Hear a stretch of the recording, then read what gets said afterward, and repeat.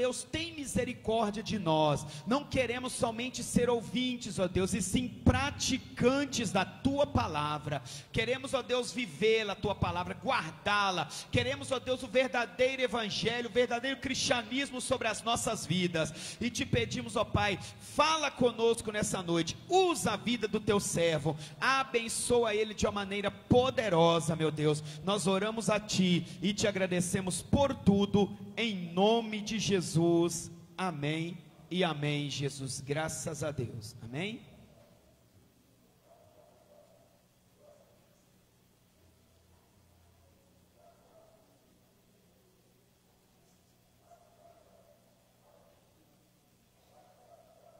Irmão, neste momento então, pastor Carlos Augusto com a oportunidade.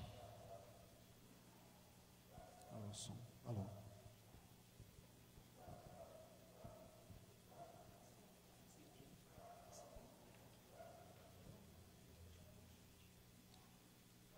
A graça e a paz do Senhor Jesus para os irmãos, amém? Vocês estão me ouvindo bem? Ok? Amém. Meus queridos, é uma grande alegria poder estar aqui com vocês hoje.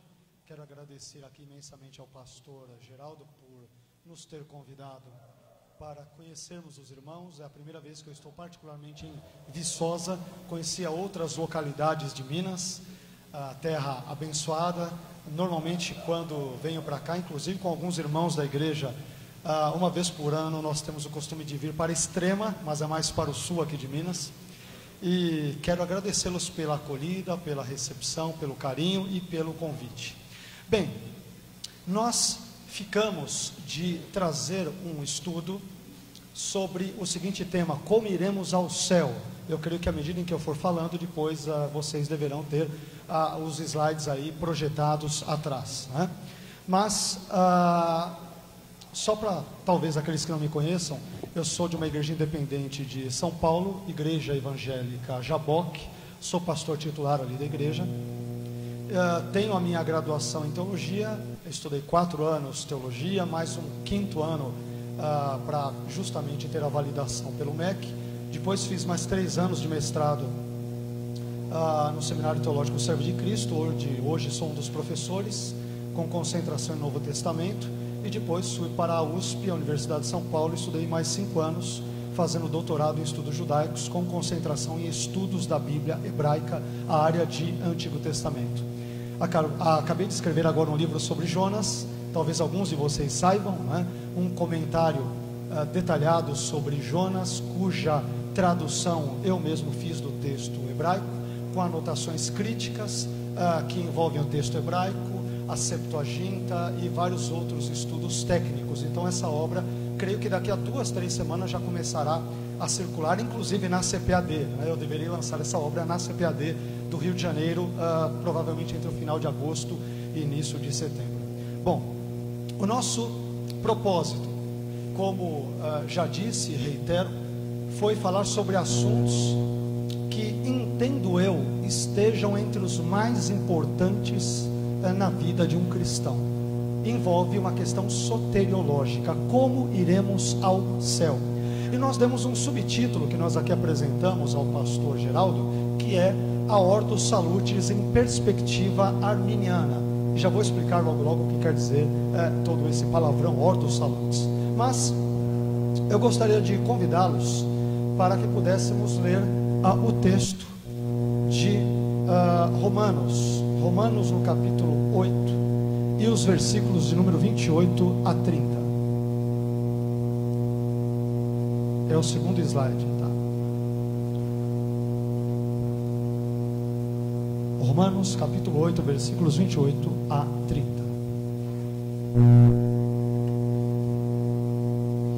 Diz assim a palavra do Senhor: e sabemos que todas as coisas contribuem juntamente para o bem daqueles que amam a Deus, daqueles que são chamados por seu decreto. Porque os que dantes conheceu, também os predestinou para serem conformes à imagem de seu Filho, a fim de que ele seja o primogênito entre muitos irmãos. E aos que predestinou, a esses também chamou, e aos que chamou, a esses também justificou, e aos que justificou, a esses também glorificou. nós falamos de Ordo Salutis, que é o subtema do nosso estudo da noite de hoje. Ordo Salutis é um nome técnico da teologia à sequência temporal ou lógica do processo da salvação. Então, como é que Deus salva as pessoas? Por favor, podem se assentar, já lemos a Bíblia. Mas a Ordo Salutis é este nome técnico dado à sequência temporal ou lógica do processo da salvação. Cada um dos eventos da salvação, e a salvação possui vários eventos, vários elementos que estão ali concatenados e muito bem distribuídos, e eu gostaria de trabalhar cada um deles com vocês nesta noite. Acabamos de ler o texto de Romanos 8, versículos 28 a 30, e é interessante notarmos que nos versículos 29 a 30, e os irmãos têm aqui na tela, podem acompanhar também na Bíblia, os 5 verbos pré-conheceu, ou dantes conheceu, predestinou, chamou, justificou e glorificou, todos eles ocorrem num tempo verbal grego que se chama auristo, e que nesse contexto é um indicativo de passado, é algo que já ocorreu no passado, ou seja, Deus ele pré-conheceu, ele predestinou, ele chamou, ele justificou e glorificou. Isso na mente de Deus já ocorreu de forma perfeita, correta, plena, cabal no passado. Mas o que chama a minha atenção nesse texto, e eu não sei se isso também já chamou a sua atenção, mas é o fato de o último verbo, glorificou, também ocorrer no passado. E isso é estranho, porque a glorificação não é um evento passado, é um evento ainda futuro. Todos nós que aqui estamos presentes nessa noite, se de fato somos crentes em Jesus Cristo, e só Deus efetivamente que conhece aqueles que são de fato salvos, nós podemos dizer, experimentamos os 4 primeiros elementos neste processo. Existem outros que nós citaremos ao longo da nossa fala, mas nós já fomos pré-conhecidos por Deus, já fomos portanto predestinados, já vamos entrar nesse assunto cabeludo da predestinação daqui a pouco, chamados e também justificados, mas ainda não fomos glorificados. Nós só o seremos em algum momento futuro, cujo prazo específico nós não sabemos, apenas Deus o sabe, apenas o Deus Trino sabe deste fato. Mas o que chama a atenção é exatamente essa ideia de o verbo glorificar também aparecer no futuro. E por que o verbo glorificar, glorificou, aparece no futuro, se isso não é um evento passado, mas é um evento ainda adiante? Eu entendo que é possível que Paulo, o apóstolo Paulo, ele tenha feito aqui o uso do pretérito profético, que é um verbo que, por meio do qual um acontecimento que ainda é futuro e portanto não ocorreu, mas ele é tão certo na presciência de Deus de que irá ocorrer, que ele é descrito em tempos verbais como que já houvesse feito. Então, uma característica típica aqui do texto grego que nós encontramos. Então, como a presciência de Deus, ela não pode se enganar, Deus não pode estar equivocado acerca daquilo que desde a eternidade passada ele pré-conheceu, seja lá o que for, então, aqueles que Deus previu que o amariam, e que permaneceriam amando até o fim de suas vidas, estes que já são previstos como glorificados, e portanto na ótica divina o verbo ele acaba sendo citado ou mencionado como sendo já no passado. Na mente de Deus, Deus sabe exatamente quem são os salvos do passado, inclusive do contexto veterotestamentário, os salvos do contexto do primeiro século da época de Jesus, os salvos ao longo de toda a história dos pais da igreja, entre o primeiro a 7º séculos depois de Cristo, Idade Média adiante, no contexto pré-reforma, reforma, pós-reforma, chegando até o século 21, e todo o tempo histórico do qual ainda desfrutaremos. Deus conheceu, conhece e conhecerá perfeita e plenamente todos os salvos que efetivamente no final serão glorificados, ou seja, viverão com Ele durante toda a eternidade. Tudo isso é muito claro, é muito transparente, é muito óbvio aos olhos de Deus, de modo que Paulo usa aqui o pretérito profético, falando de uma ação futura, como se já fosse no passado, porque na mente de Deus, Deus sabe exatamente quem são os salvos e quem não são os salvos. Então aqui nós temos um elemento muito interessante nesse texto. E aí tem um outro slide importante, eu gostaria que vocês prestassem atenção nesse slide. Aqui nós temos 14 itens que nós colocamos, um passo a passo da doutrina da salvação, evidentemente a partir de uma perspectiva arminiana, que faz jus ao tema e ao subtema da nossa fala, do nosso estudo nessa noite. Então nós encontramos aí pelo menos 14 itens.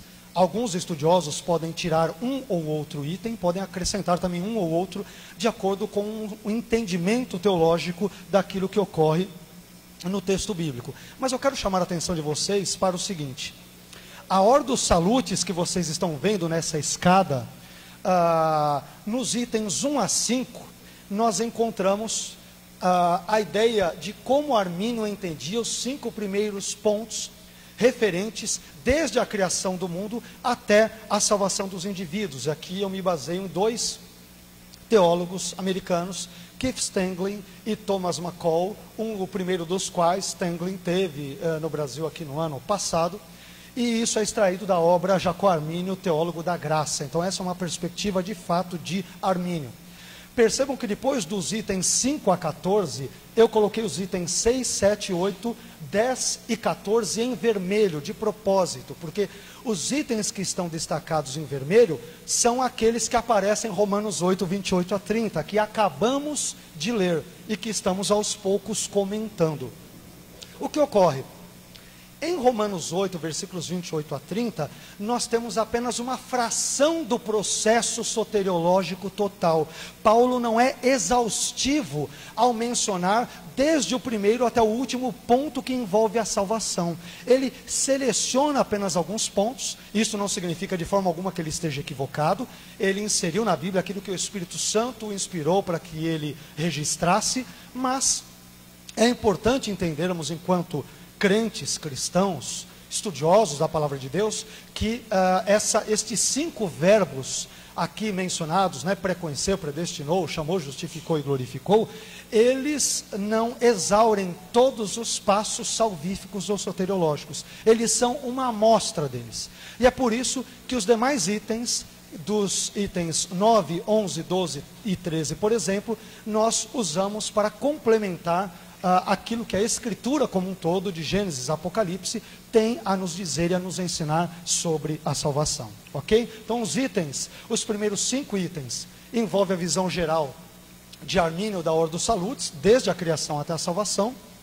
Os itens 6, 7, 8, 10 e 14 em vermelho, estamos citando exatamente o que está em Romanos 8, versículos 28 a 30, e os demais itens, 9, 11, 12 e 13, são um complemento do que encontramos espalhado de forma avulsa em vários trechos das Escrituras vétero e neotestamentárias, ok? Tendo dito isso, então vamos ver se nós começamos a trabalhar cada um desses 14 itens, que Deus nos dê graça, espero não cansá-los. O pastor Geraldo aqui depois disse que nós podemos abrir um momento para perguntas e respostas, sendo que as perguntas, evidentemente as mais difíceis, o pastor Geraldo que irá respondê-las, As fáceis, vocês podem passar aí para mim, serão problemas. As difíceis fica com ele ou com o Rony, que aqui está também presente, que vai ajudá-los, amém? Mas queridos, o primeiro item que nós encontramos aí é a criação, dentro daquela escadinha que vocês viram no item anterior. Pode colocar os demais. Ok, obrigado.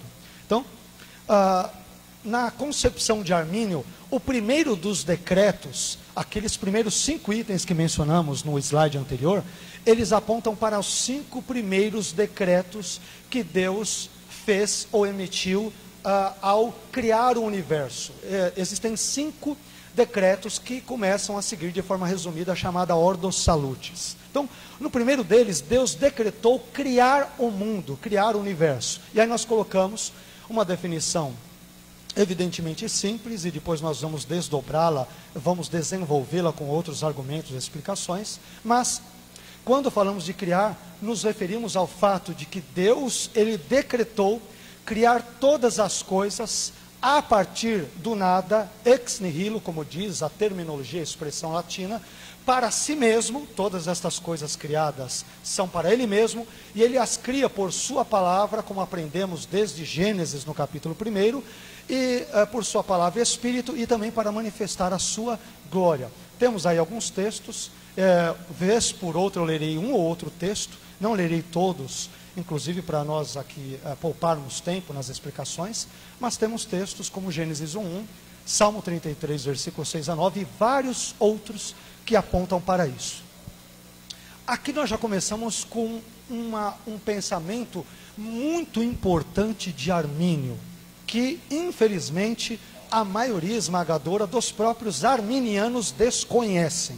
É uma teologia típica de Armínio, e é muito importante para a salvação, e ela nos ajudará a entender o porquê de a dupla predestinação nos moldes calvinistas, por exemplo, ser uma coisa estranha na perspectiva de Jacó Armínio.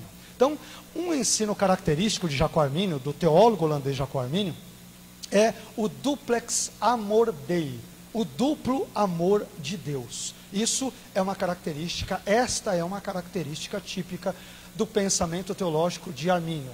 Quando Armínio ensina essa teologia do duplex amor Dei, ou seja, do duplo amor de Deus, Armínio estava querendo dizer o seguinte: a vontade amorosa de Deus, ela se inclina para duas direções. Isso é muito importante. Então, Deus ele tem uma vontade amorosa. Aliás, a Bíblia dirá que Deus é amor na sua natureza. Não é apenas que Deus ama, mas ele é amor na sua essência, conforme aprendemos em 1 João capítulo 4 e versículos 8 e 16. E aí, a vontade amorosa de Deus se inclina para duas direções. Primeira, ela se inclina para si mesmo. Isso não quer dizer que Deus seja egoísta, que ele seja narcisista, ou que ele seja individualista, mas quer dizer que Deus ama aquilo que é o objeto maior de amor, e não existe nada maior a ser amado no universo do que ele mesmo, do que o próprio Deus. Essa é a lógica de Armínio, e ele está correto. Aliás, o próprio Deus nos orienta na sua palavra que nós devemos amá-lo acima de todas as coisas, e depois o nosso próximo como a nós mesmos. Então, isso está em consonância com a evidência, com os registros escriturísticos. Mas em segundo lugar, Armínio diz que Deus, na sua vontade, ele se inclina tanto para o amor para si mesmo, como também para a sua criação.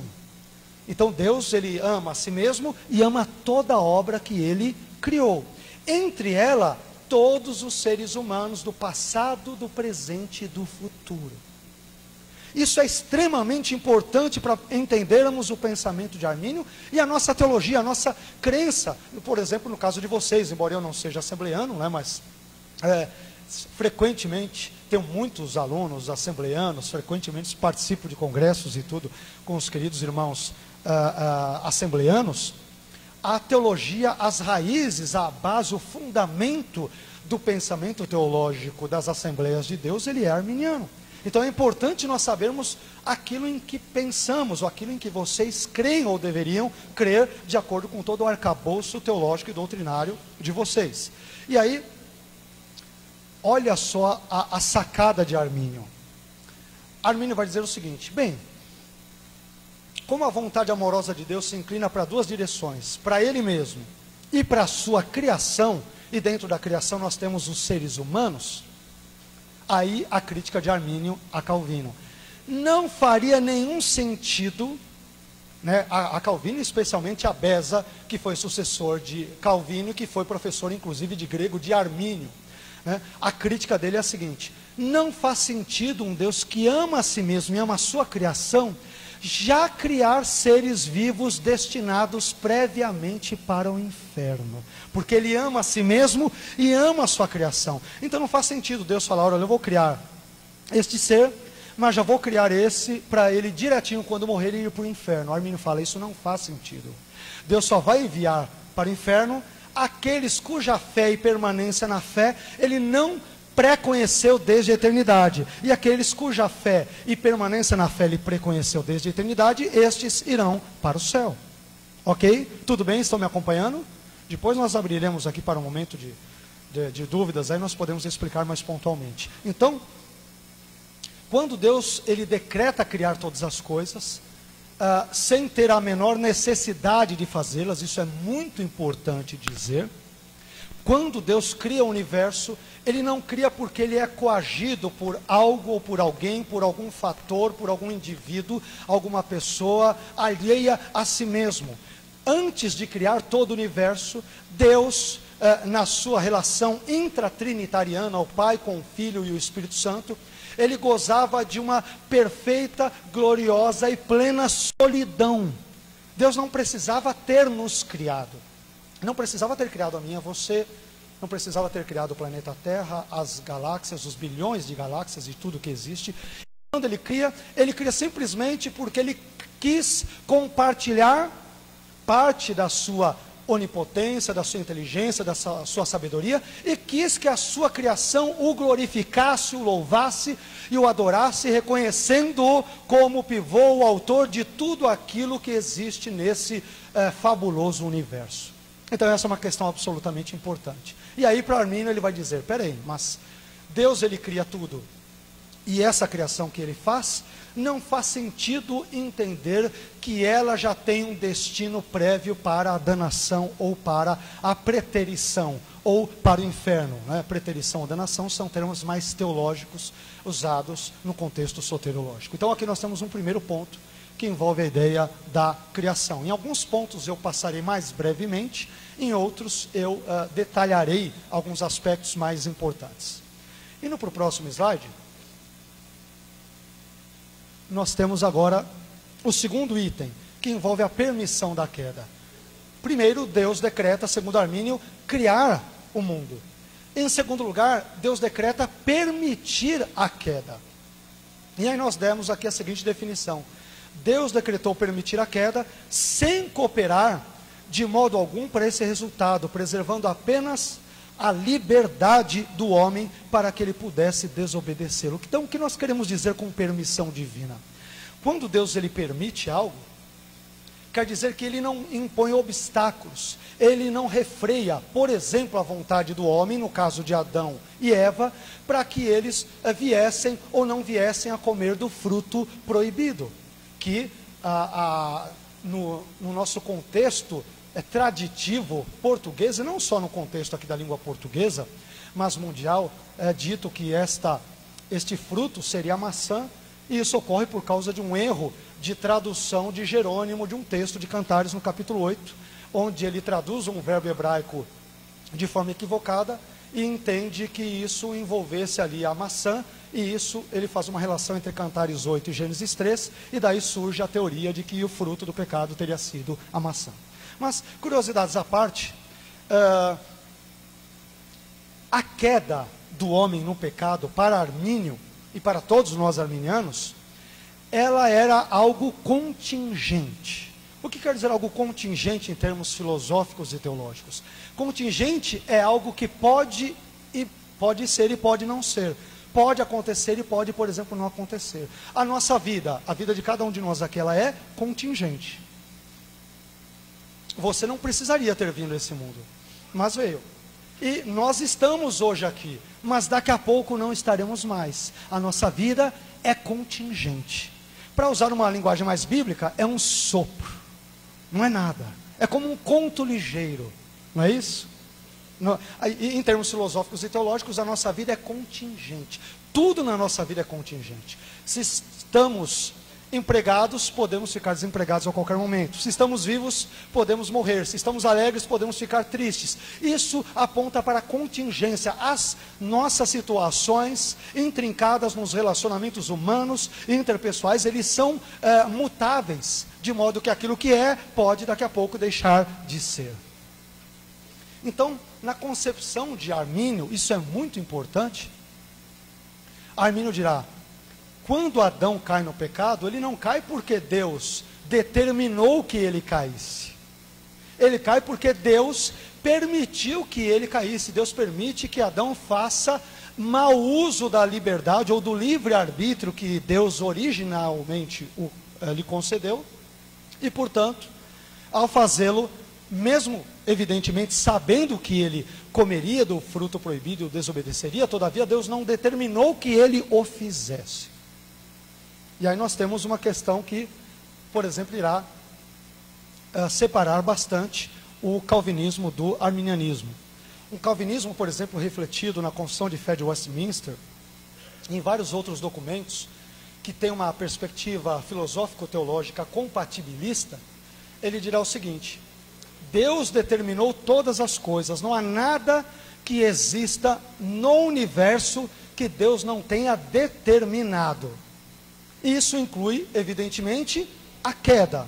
Só que as explicações que são dadas mas espera aí, como que Deus ele pode determinar, inclusive, a queda e o homem ser responsável? E aí os calvinistas dirão, isso é um mistério. E nós arminianos diremos, não, isso não é mistério, isso é contradição. Não é? Porque Deus ele não pode determinar tudo e ao mesmo tempo o homem ser responsável. Para ser responsável é necessário que o indivíduo ele possa ter a possibilidade de escolher o contrário, ou seja, Adão ele poderia comer do fruto proibido, como poderia não tê-lo feito.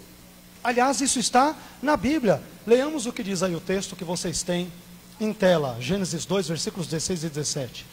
E ordenou o Senhor Deus ao homem, dizendo, de toda árvore do jardim comerás livremente. Vejam o que diz o versículo 17. Mas da árvore da ciência do bem e do mal, dela não comerás, porque no dia em que dela comeres, certamente morrerás. E aí o versículo 11 do capítulo 3 de Gênesis diz, e Deus disse, quem te mostrou que estavas nu, Adão? Comeste tu da árvore de que te ordenei que não comesses? Que história é essa? Então o próprio Deus, que teria determinado a queda, e portanto que o homem o desobedecesse comendo do fruto, ele diz aqui que não ordenou nada disso. Então nós vemos, quando nós entendemos essa ideia, peraí, Deus determinou tudo, mas ao mesmo tempo ele não fez, ele determinou ocultamente, secretamente, que Adão e Eva, como muitos calvinistas ensinam, comessem do fruto proibido, mas de forma mais clara ele falou, não faça isso, não faça, mas era um truquezinho, ele tinha determinado que eles fizessem. Um Deus retratado desta forma, ele não pode ser levado a sério, porque parece ser um Deus que tem duas vontades conflitantes. Ora ele diz uma coisa e ora ele diz outra que contradiz aquilo que ele havia dito primeiro. É uma espécie de um Deus bipolar ou esquizofrênico, um Deus que tem problemas sérios de identidade. Ele determina que você coma do fruto e depois na Bíblia, quando ele se autorrevela por meio do texto de Gênesis, ele diz, não coma, porque no dia que comer você morrerá. Não faça aquilo que eu te ordenei para que você não devesse comer. Não faz o menor sentido. Percebam que isso é algo bem interessante. Então, a vontade de Deus revelada, é claro que Deus pode ter mais de uma vontade, como nós temos, embora sejamos pessoas únicas, singulares, individuais. Agora, essas vontades não podem ser em Deus, que é o ser essencialmente perfeito, elas não podem ser contraditórias, não podem ser conflitantes, não podem ser antagônicas. Então, essa é uma questão importante. E aí nós temos um outro problema que envolve a perspectiva calvinista, e eu estou explicando para a gente dialogar os dois pontos, para tentarmos entender cada um deles. Envolve a questão da filosofia que está por trás do calvinismo, que é a filosofia do voluntarismo. O calvinismo ensina o seguinte, uma coisa é certa porque Deus a deseja, porque Deus a quer. Se Deus quer uma coisa, não importa o que seja, ela é certa. Armínio não era voluntarista. Armínio, na verdade, ele era intelectualista, que ele tinha bebido muito de Tomás de Aquino. Eu, particularmente, discordo um pouquinho aí de Armínio, eu sou mais essencialista, e eu diria que Deus deseja uma coisa, porque essa coisa em si é boa, e porque o Deus que a deseja, ele é essencialmente bom. O que quer dizer que Deus ele não pode desejar coisas que são contrárias ao seu caráter. Traduzindo em miúdos, Deus simplesmente não pode, porque isso é contrário à sua essência pura, santa, justa e amorosa. Ele não poderia, desde a eternidade passada, destinar, sem prever a fé de ninguém, que uns fossem para o céu e outros para o inferno. Mais uma vez, Armínio nos alerta, o amor que Deus tem, ele é duplo. Deus ama tanto a si mesmo quanto a sua criação. Qual o sentido em criar algo ou em alguém com o propósito já deliberado de destruí-lo. No caso de seres humanos, de mandá-los para sofrerem eternamente no inferno. Qual o sentido disso? Essa é a indagação de Armínio. E eu entendo que ele está absolutamente correto. E aí nós vemos o problema da leitura, por exemplo, dos nossos queridos irmãos calvinistas, de textos como Romanos 9, onde eles entendem que Deus amou Jacó, lhe aborreceu Esaú em termos salvíficos, e ele faz isso mesmo, ele manda um para o céu e outro para o inferno sem questionar ninguém. Não, a Bíblia nunca ensinou isso. Então essa ideia, não, Deus pode fazer o que quer. Deus não pode fazer o que quer. De onde você tirou essa ideia? Quando nós falamos que Deus é onipotente, o que tem de crente entendendo a onipotência de Deus de forma equivocada, é um absurdo. Deus pode fazer tudo aquilo que não entre em conflito com a sua natureza e que não seja autocontraditório. Deus não pode fazer o que quer. Deus, por exemplo, não pode deixar de ser Deus. Ou você acha que ele pode? Deus pode deixar de ser aquilo que ele essencialmente é? É óbvio que ele não pode. Deus não pode voltar no passado e descrucificar o Cristo que já foi crucificado. Deus não pode mentir, não pode se arrepender. Ok? Ele não pode deixar de ser um Deus triuno, Pai, Filho e Espírito Santo. Ele não pode, porque isso é a sua essência. Deus não pode deixar de amar, porque ele essencialmente é amor. Eu não estou dizendo que ele não deva julgar, estou tratando de alguns aspectos. Então, quando a gente fala aqui, Deus, ele pode fazer o que quer? Pode fazer o que quer de jeito nenhum. A Bíblia nunca ensinou tal coisa. Ele pode fazer aquilo que estiver em consonância, em acordo com a sua essência, que é amorosa, que é justa, que é perfeita, que é benevolente, onipotente, onisciente, com todos estes homens e tudo mais. Nesse contexto, sim. Por exemplo, Deus não pode fazer solteiros casados. Deus não pode fazer casados solteiros. Ele não pode fazer triângulos redondos ou círculos quadrados. Por quê? Porque isso é autocontraditório. Deus não faz isso. Não faz sentido. Ok? Então, entendamos quando falamos Deus pode fazer tudo. E esse argumento às vezes é usado para dizer Deus pode arbitrariamente mandar uma turma para o céu e outra para o inferno, sem levar em consideração a sua fé e tudo. Não, o Deus da Bíblia não pode fazer isso, porque isso é contraditório à sua essência, o seu caráter oniamoroso, onibenevolente e assim por diante. E aí, meus queridos, isto irá nos levar a um pensamento bem interessante, inclusive de Norman Geisler, onde ele vai dizer que, embora não haja nada no pecador que faça ele merecer o amor de Deus, contudo, há algo em Deus que o move a amar todos os pecadores, a saber, que Deus é todo amoroso, que Ele é todo benevolente. Deus não me ama porque é algo importante em mim, porque Deus viu as minhas boas obras, porque Ele viu que eu creria, porque eu sou bondoso, eu sou isso aquilo. Ele me ama porque a sua essência onibenevolente exige que Ele ame toda a obra da sua criação. Voltamos ao primeiro argumento de Armínio. Deus não pode deixar de amar a sua criação. Vocês entenderam? Por isso que não faz sentido. Deus, desde a eternidade passada, sem levar em consideração nada no ser humano, Ele escolheu, essa turma vai para o céu e essa vai para o inferno. Isso não faz sentido no caráter, no que tange ao caráter, à essência divina. E aí, nós vamos para um outro ponto, então, depois da permissão da queda, nós vamos para um outro elemento, terceiro ponto.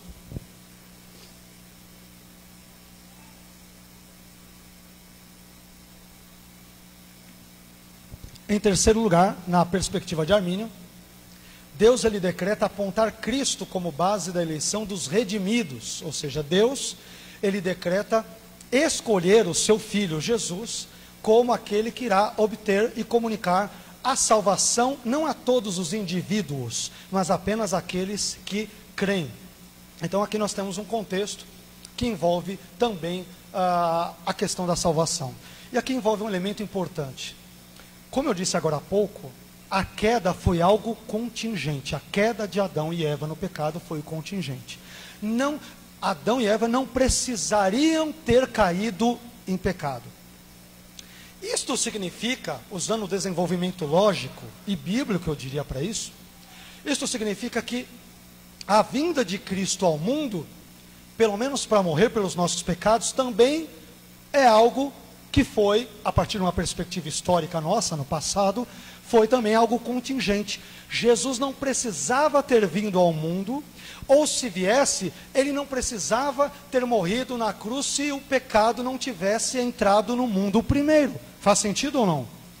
Então, a cruz, ela só tem uma explicação plausível a partir do momento em que Deus permite a queda, e sabe que a queda ocorrerá. Por isso que o texto de Apocalipse, capítulo 13, versículo 8, vários outros textos de Apocalipse, na verdade dirão que Jesus Cristo, ele é o Cordeiro de Deus que foi morto desde a fundação do mundo, porque Deus previu, não porque ele determinou, porque ele previu a queda livre do homem no pecado, livre porque não foi Deus que determinou, o homem fez mau uso da sua liberdade, é que Deus, ele já cria o remédio contra o pecado, que foi a morte de Cristo na cruz, para que todos aqueles que pela graça crescem nele, pudessem ser salvos e portanto abençoados. Então essa é uma questão igualmente importante. Cristo, ele é escolhido como a base, como fundamento da eleição, da escolha das pessoas para a vida eterna. Daqui a pouco nós vamos ver que tipo de escolha é essa,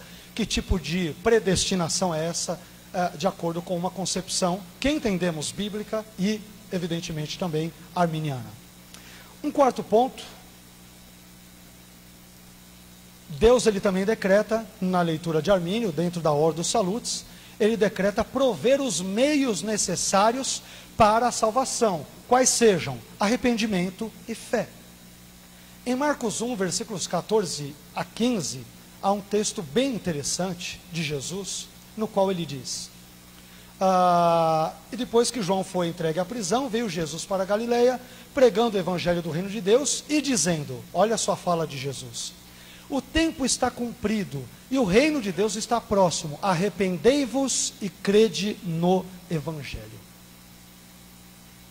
Esse ponto é muito importante, porque eu não vou explicar muitos detalhes, porque envolverá alguns pontos posteriores, mas quando nós lemos esse texto e vemos Jesus pregando o evangelho a todas as pessoas, especialmente a toda a multidão que o seguia naquele contexto, nós depreendemos em termos naturais e lógicos que todos aqueles para os quais Jesus disse arrependei-vos e crede, todos eles, sem exceção, poderiam de fato se arrepender e crer, ou não. É algo fora que eu estou falando, ou é algo até óbvio? É óbvio, né? Se eu estou dizendo para todo mundo, imaginem Jesus aqui, imaginemos, apenas para efeito de um raciocínio intelectivo, que todos aqui fossem ímpios, e eu fosse aqui Jesus, e eu falasse, arrependei-vos e crede. Qual é o desdobramento natural disso? É que todos aqui presentes, aos quais o convite do arrependimento e da fé, todos aqueles aos quais esse convite é oferecido, todos eles podem de fato se arrepender e crer em Cristo, ou não? Mas não é isso que o calvinismo ensina. O calvinismo dirá, Deus chama a todos, mas ele não quer dar o arrependimento e a fé a todos, já que na visão calvinista, eu concordo parcialmente, arrependimento e fé são dons de Deus, mas quem tem que responder somos nós, não é um anjo, não é um serafim, não é um querubim, não é quem quer que seja. Quem tem que dizer sim a Cristo, arrependendo-se e crendo nele, somos nós. E é por isso que Deus irá cobrar de nós. Só que no calvinismo, e daqui a pouco eu vou voltar nesse assunto com mais detalhes, a chamada externa do Evangelho é para todos, mas a chamada interna ou eficaz do Espírito Santo é apenas para aqueles a quem Deus elegeu incondicionalmente, sem prever nenhuma fé neles, desde a eternidade passada. Faz sentido para você? Creio que não, para mim também não faz. Aliás, creio que para a Bíblia também não faz. E daqui a pouco nós veremos isso com maiores pormenores. Depois, nós temos em quinto lugar, um quinto decreto que Armínio entende que existe, que é o decreto de salvar em Cristo. Decreto de Deus, o Pai, onde ele decreta salvar em Cristo, e somente em Cristo, os crentes, e condenar os descrentes, isto é, aqueles que não estão em Cristo. O que é estar em Cristo numa linguagem paulina, numa linguagem bíblica? Estar em Cristo é sinônimo de ser cristão. Aliás, a palavra grega cristianos, cristão, que aparece pela primeira vez em Atos, ela tem dois sentidos básicos. Cristianos, cristão, é não apenas aquele que deposita fé e confiança em Cristo, mas é aquele que também que segue o seu caminho, trilha as suas pegadas. Então, ser cristão em termos bíblicos é muito mais do que apenas exercer uma fé abstrata ou teórica em Cristo, ou confiar em Cristo. Essa fé, ela é necessariamente acompanhada de uma semelhança, de uma imitação dos passos desse mesmo Cristo. Se Cristo amou, eu também irei amar.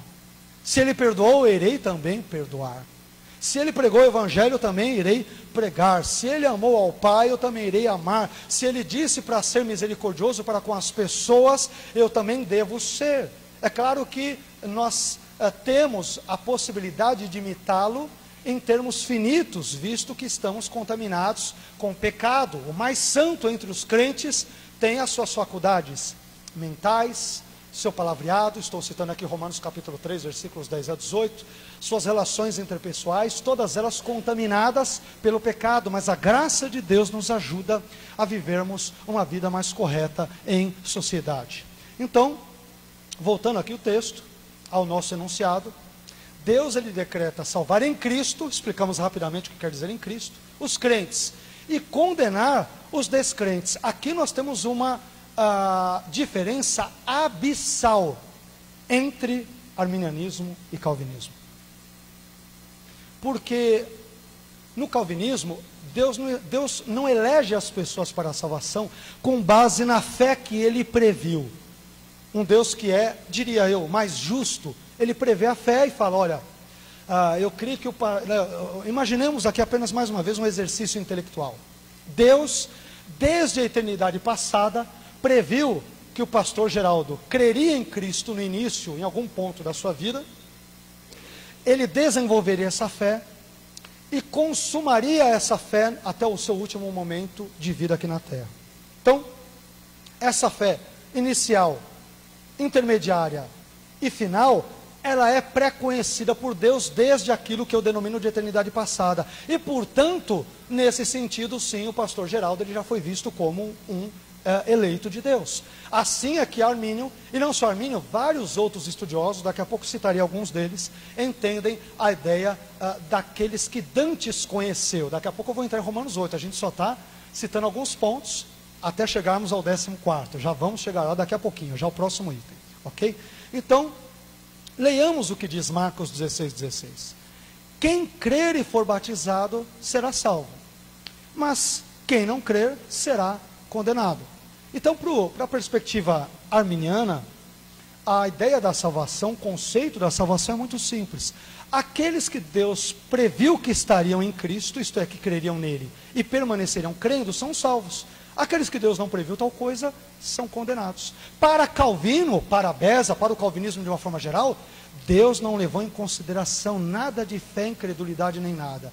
Antes mesmo de virmos ao mundo, Ele não só sabia e sabe e saberá, mas Ele destinou, sem levar nada em nós em consideração. Ele já escolheu, dirão os calvinistas soberanamente, eu diria arbitrariamente, uma turminha que vai para o céu e outra turminha que vai para o inferno.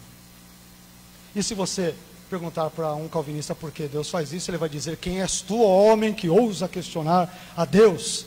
Mas esse retrato de Deus eu ouso questionar e questionarei até o último segundo meu de vida, porque esse retrato de Deus, a meu ver, é uma caricatura do Deus bíblico. Ele tem muito pouco a ver, ele muito pouco se parece com Deus retratado nas escrituras vétero e neotestamentárias. Então esse tipo de Deus, esse retrato de Deus, não um Deus bíblico, mas essa configuração filosófico-teológica de Deus, eu questionarei até os meus últimos dias de vida. Porque não é um retrato coerente do divino, do sagrado, tal como vemos explicitado nas Escrituras. E aí, continuando, agora sim nós vamos entrar num assunto mais detalhado, dentro do texto que nós citamos. Vamos para o 6º item. Depois desses 5 pontos do próprio Armínio, agora nós vamos pegar alguns pontos mais interessantes. talvez aqui para nós, por causa do pano de fundo mais claramente bíblico, né? De Romanos 8, 28 a 30 que lemos. Então, a presciência, colocamos aqui uma definição muito simples de presciência, com base no texto de Romanos 8, 29, parte A que lemos.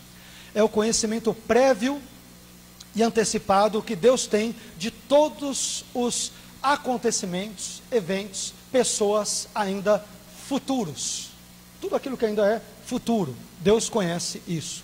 Eu não estou citando aqui o conhecimento médio de Deus, no qual Armínio cria. O conhecimento médio é o conhecimento daquilo que é chamado em filosofia e teologia de futuríveis. Ou seja, aquilo que hipoteticamente poderia ter ocorrido, dado uma conjuntura X de eventos e pessoas, mas que por um motivo ou outro não ocorreu. Ou seja, o Deus da Bíblia conhece tanto o futuro certo, aquilo que efetivamente ocorrerá, como também conhece todas as hipóteses que poderiam ter ocorrido, dado uma conjuntura X de cenários complexos que nós nem sequer imaginamos. Eu vou citar um exemplo qualquer aqui, bobo, tá? Bobo, bem simples. Deus sabe, por exemplo, por meio do seu conhecimento médio, que eu, Carlos, se hoje de manhã saísse de casa 17 minutos e 30 segundos mais tarde, eu não chegaria no aeroporto de Congonhas, em São Paulo, a tempo de pegar o voo e, portanto, perderia e chegaria, portanto, mais tarde aqui, ou nem teria conseguido participar desse evento. É um futuro hipotético, não ocorreu, mas poderia ter ocorrido. E se ele tivesse ocorrido, Deus evidentemente saberia dele. Porque Ele conhece todas as coisas, não só as coisas certas no futuro, aquelas que efetivamente ocorrerão, mas aquelas que poderiam ter ocorrido. Essas que poderiam envolve o conhecimento médio. Mas vamos lá, Romanos 8, 29, presciência, porque os que dantes conheceu, é o que nós aqui lemos.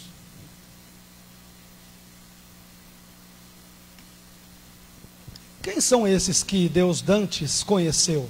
Nós pressupomos que são aqueles que amam a Deus, de Romanos 8, versículo 28, o versículo anterior, fazendo uma análise aqui, uma mini exegese, sem precisar recorrer ao grego nem nada, mas quando nós lemos o texto de Romanos 8, 28, o texto dirá que todas as coisas contribuem para o bem daqueles que amam a Deus, aqueles que são chamados por seu decreto. E aí ele vai dizer, porque aos que dantes conheceu, a esses predestinou. Mas quem são esses que Deus conheceu? Usando a lógica contextual, tentando fazer uma exegese sadia e adequada, levando-se em consideração o contexto imediato dessa passagem bíblica, aqueles que amam a Deus, eles devem ter sido pré-conhecidos como tais, diante da perspectiva divina, desde a eternidade passada. E portanto Deus pré-conhece aqueles que o amarão, e não há como amar a Deus se também não depositar fé nele, e a esses então é que ele vai e predestina. Os predestinados, em outras palavras, são os pré-conhecidos. E aí, olha que coisa interessante. Quando nós vamos para 1 Coríntios 8, 3, nós encontramos um texto paralelo a este de Romanos 8, 29a, que diz: mas se alguém ama a Deus, esse é conhecido dele. É claro que ali o termo conhecido é só gnosco, que aparece em 1 Coríntios 8, 3, e em Romanos 8, 29, os que dantes conheceu já é o verbo grego prognosco. Conhecer antes, conhecer de antemão, ou ter presciência de algo, de alguém, de um evento, ou seja lá o que for. Agora, me permitam dar aqui uma observação, algumas pontuações importantes, creio eu, para os irmãos. Normalmente, não sempre, tá? Mas um ou outro irmão querido calvinista, vez por outra, nos diz que essa ideia de que Deus escolhe as pessoas para a perdição com base na presciência da fé é algo que é um ensino desconhecido ao longo da história da igreja, ou é uma espécie de uma inovação de arminiano. Mas quando nós olhamos para os pais da igreja são aqueles teólogos que sucederam os apóstolos e que viveram entre os anos 100 até 650, 750, 800 depois de Cristo. Então, veja só, quem cria, eu vou citar apenas alguns nomes de indivíduos que criam que Deus elegia a pessoa para a salvação com base na presciência ou não da fé.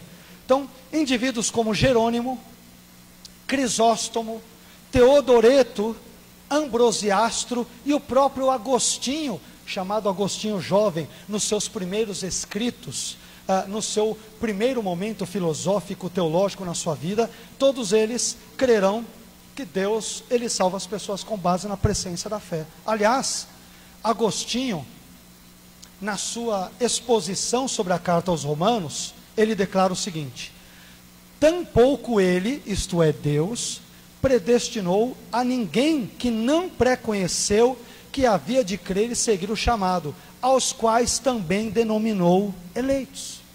E aí, em um de seus debates privados, Jacó Armínio, ele diz uma coisa interessante. Uma coisa não acontece por ter sido conhecida previamente ou predita, mas é conhecida previamente e predita porque ainda virá a acontecer. O que eu quero dizer com isso? Como um calvinista, gente, vez por outra eu estou fazendo essa separação entre calvinismo e arminianismo para os irmãos entenderem os dois mundos, tá? Talvez nem todos sejam habituados ou versados ou tenham lido sobre o assunto, então é importante nós transitarmos nesses dois pensamentos teológicos.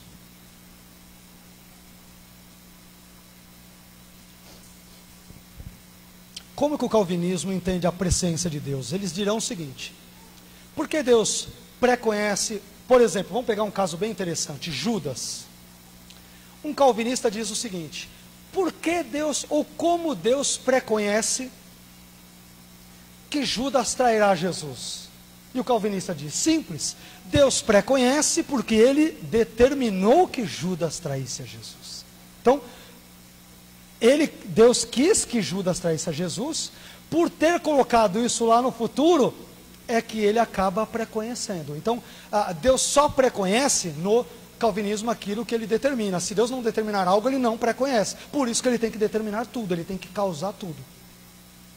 Aí você pergunta para o calvinista, mas espera aí, mas se Deus determinar tudo, inclusive a traição de Judas, Judas não poderia se levantar no dia do juízo e questionar Deus e falar, Deus, eu só cumpri o seu decreto de trair o seu filho, a culpa não é minha, é do Senhor. E aí o calvinista dirá, não, Deus ele determinou a traição de Jesus por Judas, mas ele fez isso de tal forma que ele não é responsável pelo pecado de Judas. Apenas Judas é responsável por isso. Faz sentido para você?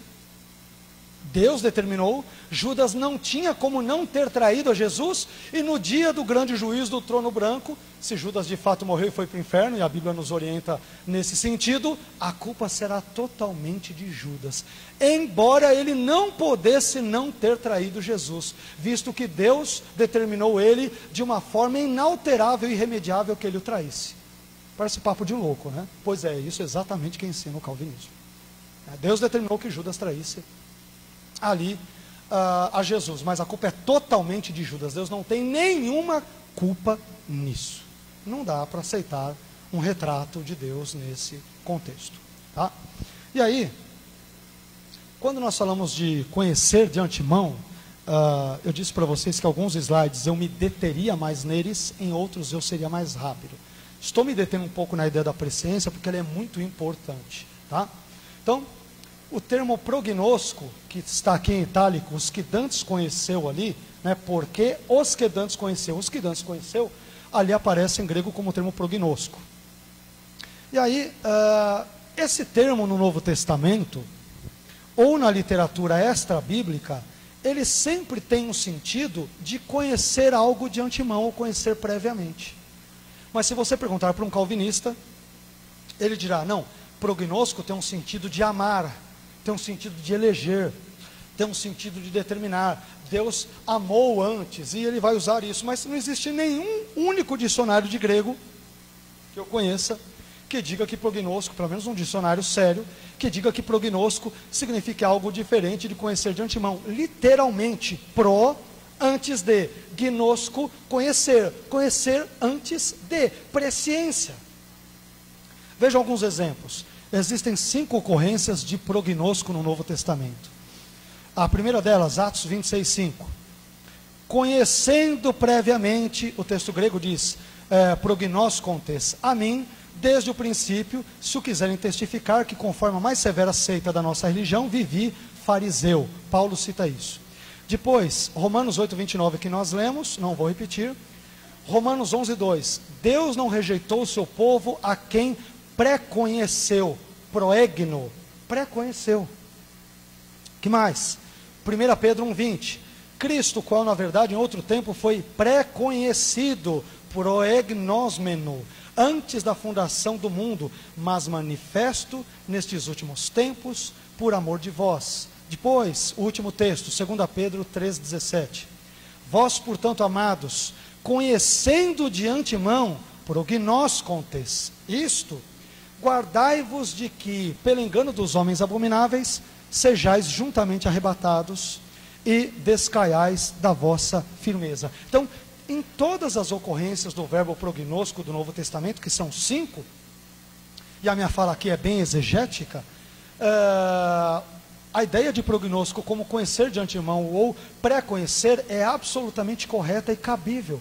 Não faz sentido dizer amor de antemão ou alguma outra coisa que não seja o sentido básico, precípio e fundamental da terminologia grega neotestamentária. Vocês estão me entendendo ou não?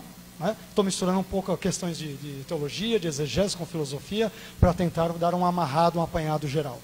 Agora, quando a gente vai para fontes extra-bíblicas, e aqui eu não vou me deter muito para não perdermos outros assuntos, nós também vemos o termo prognosco sendo usado com o sentido de conhecer de antemão.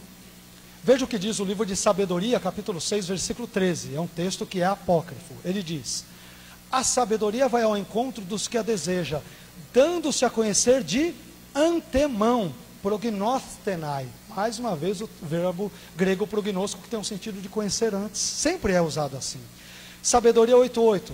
A sabedoria prevê, prognoskei, sinais e prodígios e os fins das épocas e dos tempos. Nos pais da igreja, o pastor de Hermas, no 4º mandamento, no capítulo 31, em parágrafo 4º, olha o que ele diz: e tudo sabendo de antemão, prognoskon, ele, Deus, conheceu a fraqueza dos homens e a esperteza do diabo em fazer o mal aos servos de Deus e exercer sua malícia contra eles. Eu não estou citando esses textos apócrifos e outros como canônicos, que fique muito bem claro.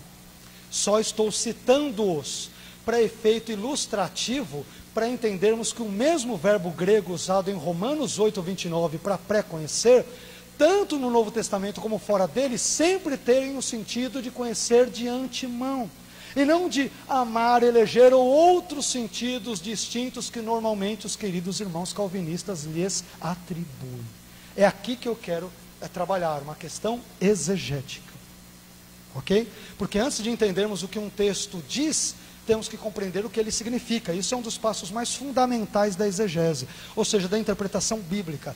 Eu não posso ler um texto bíblico e me aproximar do texto bíblico, impondo sobre ele a minha teologia. Primeiro eu traduzo o texto, se ele está em hebraico, se está em aramaico, se está em grego, e a partir da tradução, vejo a terminologia mais adequada e, tendo traduzido aquele texto, aí sim é que eu confiro e construo um sentido teológico sobre o mesmo. Eu não posso já impor uma teologia sobre o texto para depois ver o que ele diz no texto grego ou não. Eu tenho que ler o texto original para depois extrair do mesmo uma teologia bíblica. A isto se chama exegese. O contrário disso, impor um sentido ao texto, é exegese. Você vai para o texto e impõe uma série de conceitos, significados, que não necessariamente estão ali presentes nas suas páginas. E isso é muito importante os irmãos terem ciência.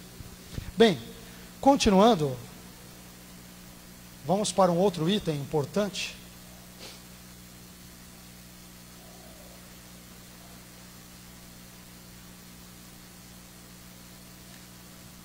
A predestinação. Predestinação é definimos também de forma muito simples, a decisão soberana da divindade de Deus, do Deus das Escrituras, de destinar de antemão, por isso que é pré-destinar de antemão, para a salvação a algumas pessoas e não outras. Aqui cabe dar uma informação importante que também talvez arminianos desavisados não saibam. A dupla predestinação é uma doutrina tanto calvinista quanto arminiana, e também molinista, que não vem aqui ao caso, tá? Mas a ideia de que alguns são predestinados para o céu e outros para o inferno, nós entendemos que ela é bíblica. O problema não é isso, o problema é como se dá essa predestinação. Não é se a predestinação é bíblica ou não. Predestinação é algo bíblico, ponto. Está no texto do Novo Testamento, poucas vezes, é claro, é verdade, o Novo Testamento fala muito pouco de predestinação, mas nas poucas vezes em que fala, ele fala de forma muito clara. Então, predestinação existe. A questão é, como funciona, como é o mecanismo da predestinação. No calvinismo, Deus ele predestina para a salvação e para a perdição, como eu disse agora há pouco, arbitrariamente. Ele não vê nada no indivíduo para que ele seja salvo ou perdido. Quero que meia dúzia vão para o céu e meia dúzia vão para o inferno. Acabou. No arminianismo também existe a predestinação. Mas como eu já adiantei agora há pouco, ela é baseada na presciência divina, da fé e na permanência da fé em Cristo. Então, aqueles cuja fé e permanência na fé Deus previu desde a eternidade, estes são os eleitos, estes vão para o céu, não podem perder a salvação.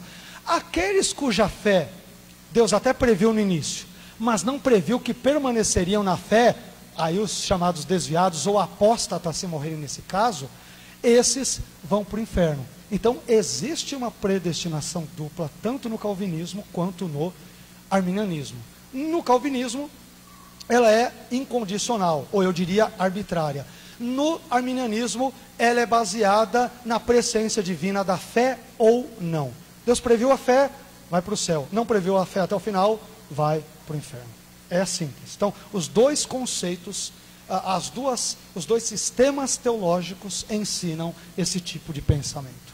E aí, Romanos 8, 29 diz lá: aos que Deus preconheceu, também os predestinou para serem conformes à imagem de seu Filho. E aí, quem são aqueles que Deus predestinou?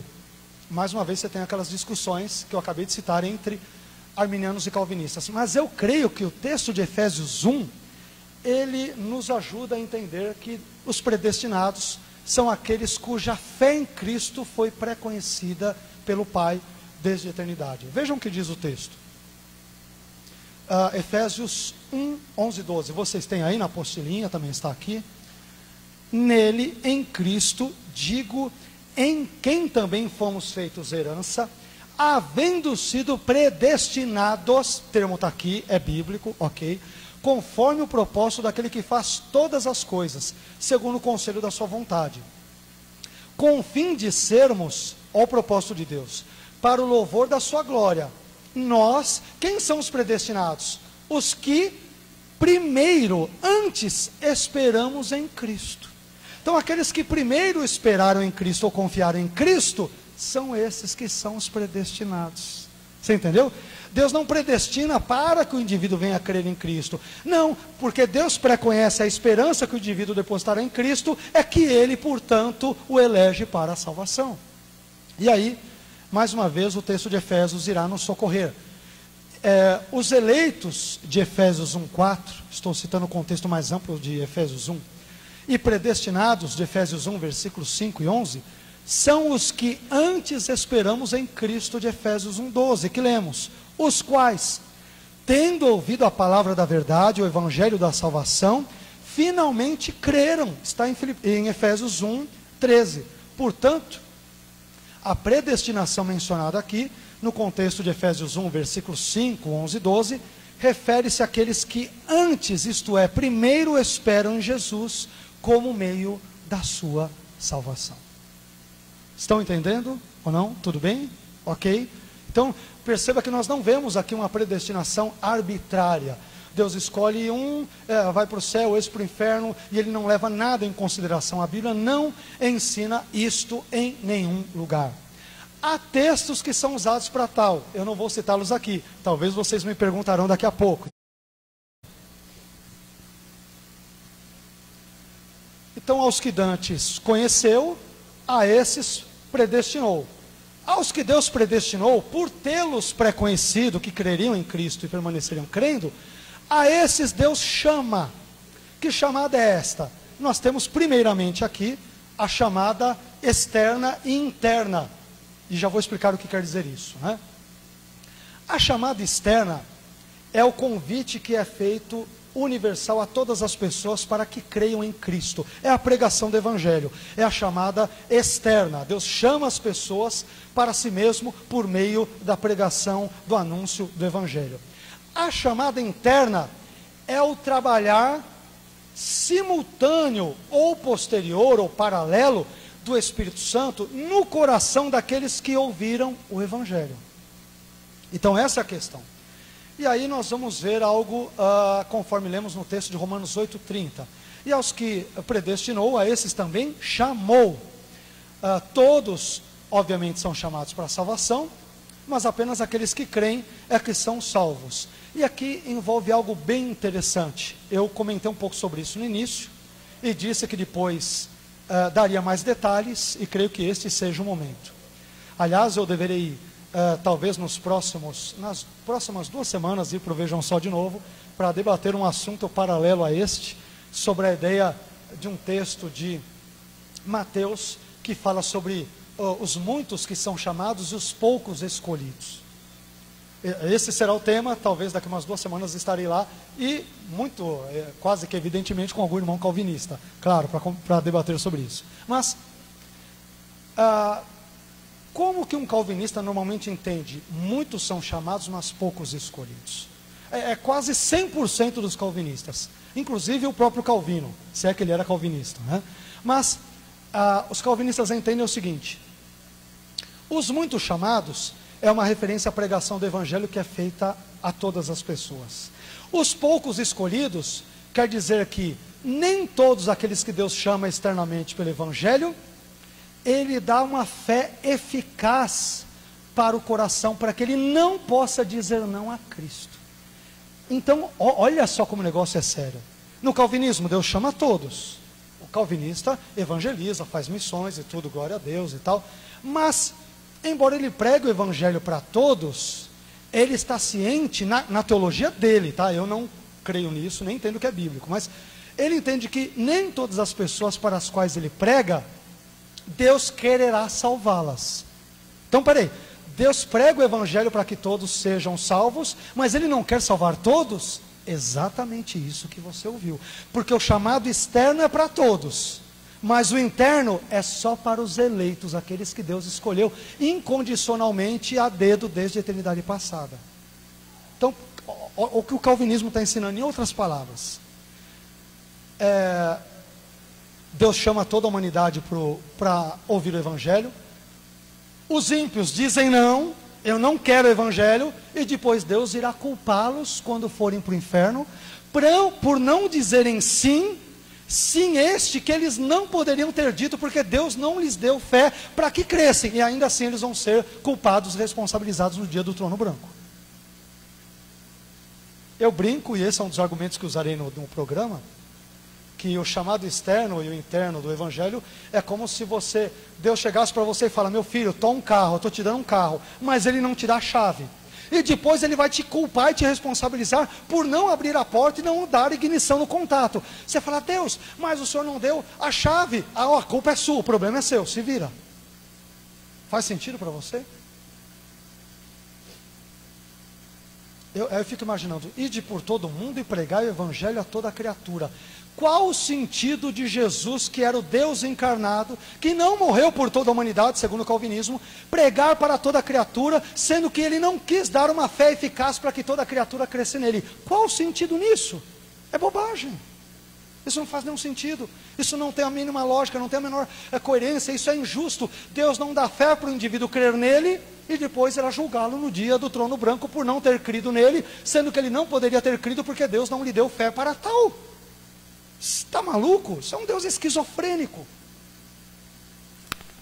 Eu chegaria diante desse Deus e falaria: Deus, esse Deus para mim não é o Deus na Bíblia, que fique bem claro. Eu falaria: Deus, o senhor está maluco? O senhor está maluco? O senhor usou um pregador para pregar o evangelho para mim. O senhor não me deu a graça irresistível para que eu não tivesse como não rejeitar aquilo, e o senhor vai me responsabilizar por não crer, sendo que o senhor não me deu fé para crer? O senhor está doido? Esse Deus, meus irmãos, não dá para levar a sério uma caricatura de Deus como esse. E esse Deus vai julgar depois as pessoas por isso. Não faz sentido. Então, essa é a ideia da chamada. Isso é muito importante os irmãos entenderem. A chamada, aliás, tem um autor muito interessante, um autor americano, chama-se David Lenk. Ele chama as chamadas externa e interna no calvinismo, respectivamente, de chamada não séria e séria.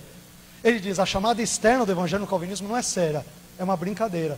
Porque Deus chama pessoas para se converterem, mas Ele não quer, na verdade, que todos sejam salvos. Porque Ele não vai dar uma fé eficaz para todos, Ele vai dar apenas para alguns. Então, essa chamada, ela é ilusória, ela é enganadora, ela manipula. Ela trabalha com a boa fé das pessoas, e no final, Deus puxa o tapete das pessoas e as engana, e elas vão amargar a eternidade toda, por não terem crido, sendo que o próprio Deus não lhes deu fé para crer. E a culpa é delas, não é de Deus. Isso que é o melhor. A culpa é só do sujeito que vai para o inferno. Deus não tem culpa nenhuma no cartório. Não faz o menor sentido. Estão me acompanhando no raciocínio? Sei que às vezes é meio complicado, né, essas nuances, mas depois a gente pode tirar algumas dúvidas. Me permitam avançar mais aqui, para não perder tempo com outros elementos. Arrependimento e fé.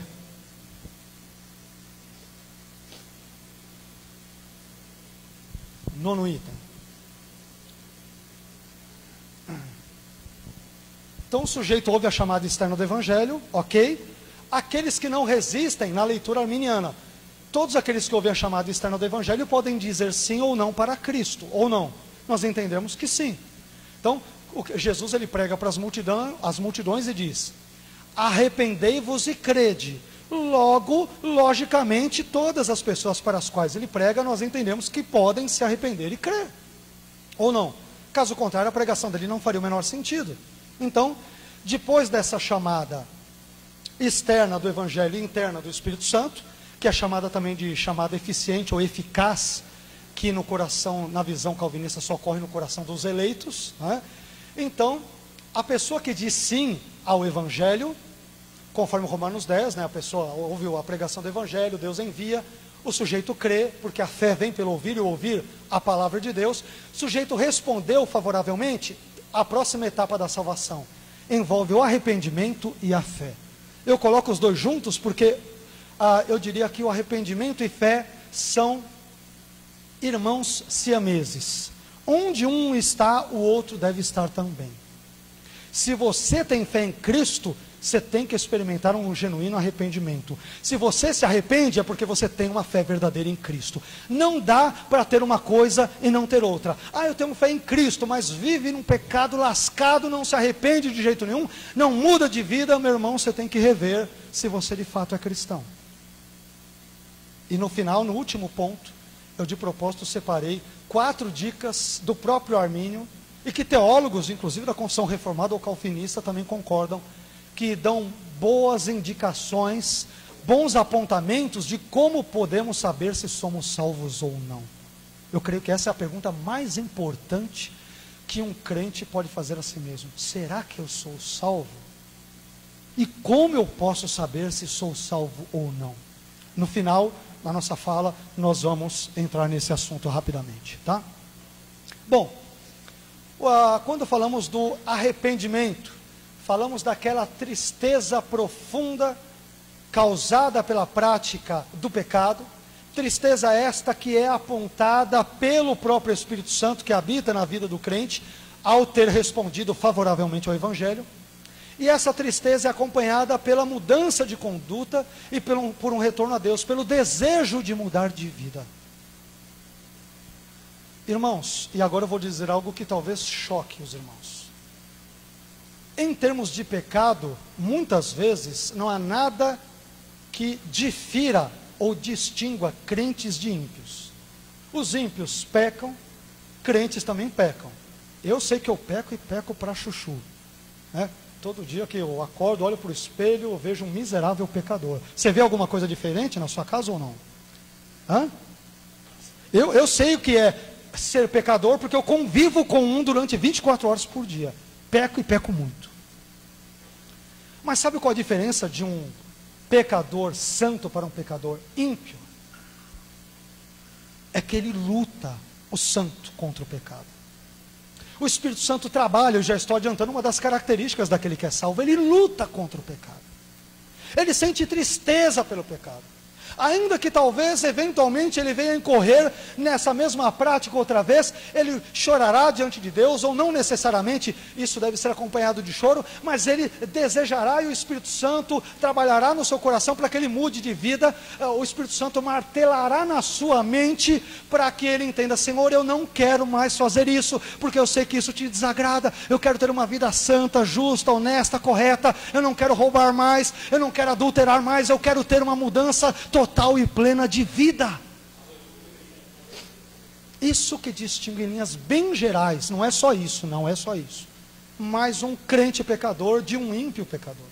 O ímpio peca e vive desenfreadamente no pecado, e quanto mais peca, mais quer pecar e acha melhor ainda, e quer se aprofundar no pecado. O crente, ele pode até, por falta de vigilância, de N fatores, se envolver em pecados sérios.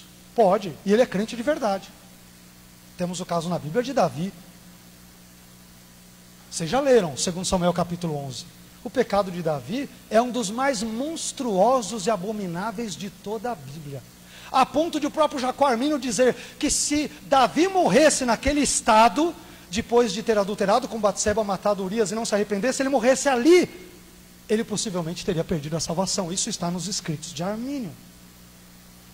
Davi foi um dos crentes que agiu de forma mais ímpia na Bíblia. Então, o crente, ele pode sim atingir, eu não diria que isso é comum, é mais em caráter de exceção, mas ele pode atingir níveis tais de pecado, que evidentemente, só com arrependimento e a fé, e tudo isso operado no seu coração pela graça de Deus, pela misericórdia do Senhor, é que ele pode se voltar a Deus e ser transformado para a sua glória. Então, o arrependimento e a fé como aquela confiança, como nós aqui colocamos, e uma aceitação completa da pessoa e obra de Cristo como base para um relacionamento com Deus. Então isso deve ocorrer, os elementos arrependimento e fé. Quando o indivíduo ouve o Evangelho, a chamada externa, o Espírito Santo trabalha a chamada interna, chamando para Cristo. A partir desse momento, se ele diz sim a Cristo, ele começará a exibir uma vida de verdadeiro arrependimento e fé diante de Deus. Tá? Esse aqui é mais um dos passos. Continuando. 10º item.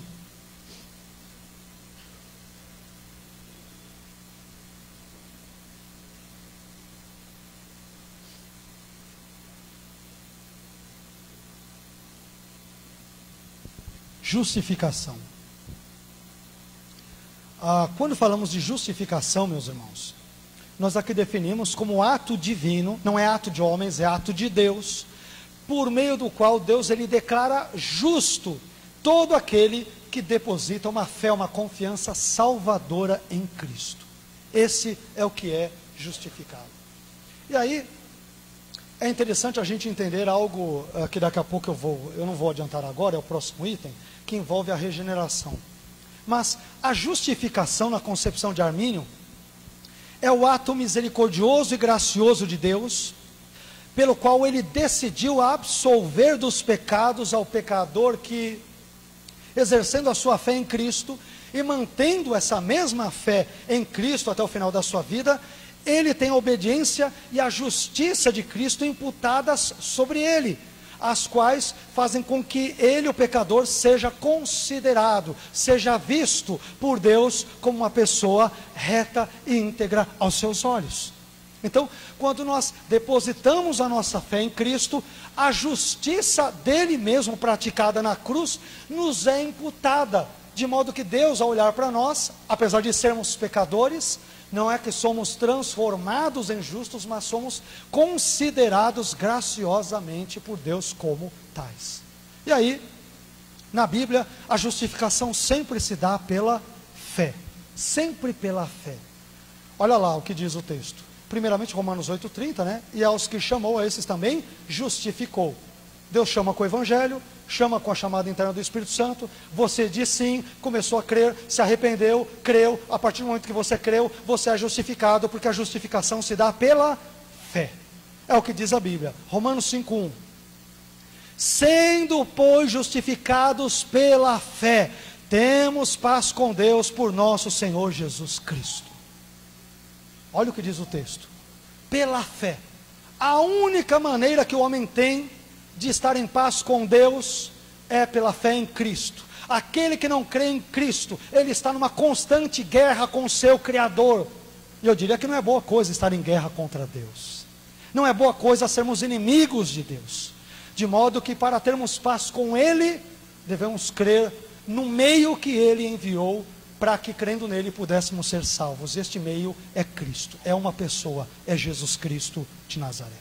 E aí o texto diz, Gálatas 2,16, parte A: sabendo que o homem não é justificado pelas obras da lei, mas pela fé em Jesus Cristo. Gálatas 3,24, de maneira que a lei nos serviu de aio, de tutor, para nos conduzir a Cristo, para que pela fé fôssemos justificados. Então, não tem outra maneira do indivíduo ser justo, íntegro diante de Deus, a não ser pela fé e uma confiança firmes em Cristo. Esse é um dos outros passos que nós aqui encontramos no que diz respeito à questão salvífica. Indo um pouco mais adiante e caminhando para os 4 últimos itens, nós temos agora em 11º lugar a regeneração. A regeneração é algo muito interessante, especialmente como ela ocorre no calvinismo. E aí vocês vão ver de novo se isso faz sentido, vocês que dirão, tá? Eu só colocarei, vocês que dirão. Mas a regeneração é aquela obra do Espírito Santo de Deus, operada na vida do pecador, criando nele uma nova vida, especialmente ou exclusivamente naqueles que se arrependem e creem em Cristo. Aqui nós temos um detalhe bem interessante, como ocorre no calvinismo. Biblicamente, o que a Bíblia diz? Eu citei alguns textos aí, né? Crê no Senhor Jesus Cristo e serás salvo, tu e a tua casa. Não é isso? Então a fé, ela antecede a salvação. E salvação é sinônimo de regeneração. O sujeito regenerado, ele é salvo. Então regeneração e salvação são sinônimos. Agora, pasmem, no calvinismo, a regeneração ela vem antes da fé. Deus primeiro regenera o indivíduo para que depois ele possa crer. E uma vez eu perguntei para um colega num debate, eu falei para ele, escute. Não, primeiro que eu perguntei para ele, você pode me mostrar um único versículo bíblico, eu não quero nem 2, eu quero um só, que mostre claramente que a regeneração antecede a fé na Bíblia. Me mostre um único.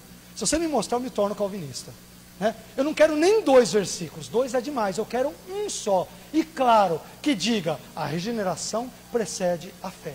Mas eu vou te dar vários que digam que a fé precede a regeneração. Vamos lá, se você conseguir me mostrar, eu me torno calvinista agora. E aí, evidentemente ele não conseguiu me mostrar, mostrou o texto de Efésios 2:1, sendo, pois, né, nós que estávamos mortos em delitos e pecados, nos vivificou tal. Eu falei para ele, tudo bem, mas você só leu o Efésios 2:1, vai até o 8. Pela graça sois salvos mediante a fé. Eu tenho que crer para ser salvo. Eu não sou salvo para crer, mas é pela fé que eu sou salvo. Falei para ele, leia mais, não vai parar no 2. Né? Não dá, vai, seja mais ousado, continue a ler o restante ali do texto, no seu contexto mais amplo, mediante a fé. E aí uma vez eu perguntava para um colega no debate, mais uma vez apenas para exercício intelectual.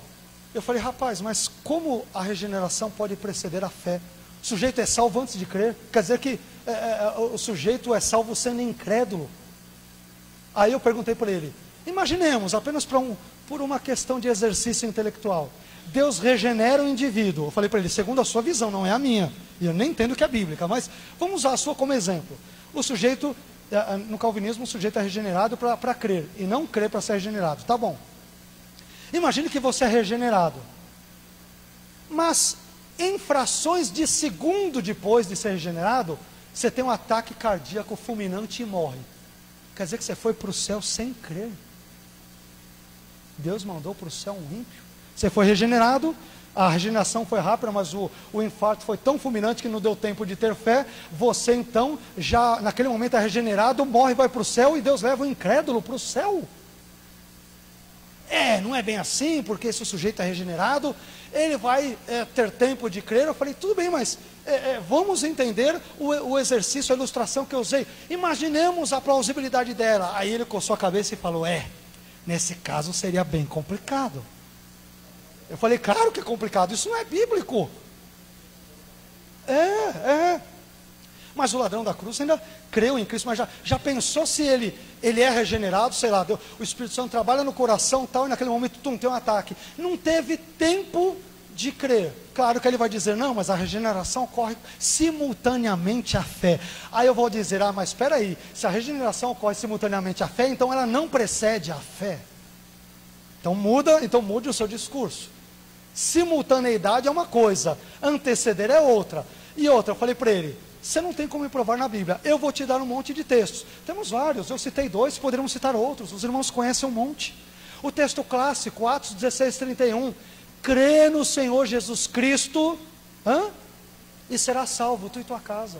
O texto não diz, seja salvo e crerás, tu e tua casa. Seja regenerado e crerás, ele diz, creia primeiro e depois a salvação vem. Agora, olha o que diz que esse aqui é para acabar com tudo. 1 Pedro 1:23. Sendo de novo gerados, como?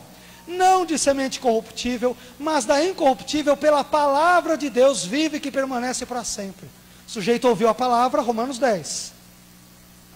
A fé vem pelo ouvir a palavra. Eu ouvi a palavra, aceitei, fui regenerado.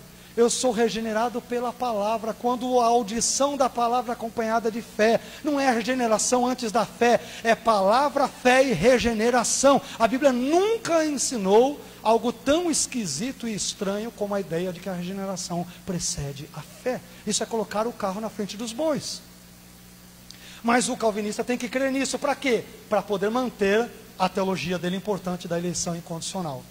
Então, aqueles que Deus elege, não elege porque previu a fé, porque se ele admitir isso, ele vai debandar para o arminianismo.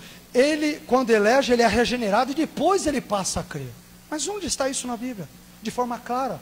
Onde há um versículo claro, inequívoco, acima de qualquer suspeita e dúvida, que ensine isso? Esse versículo não existe. Não existe.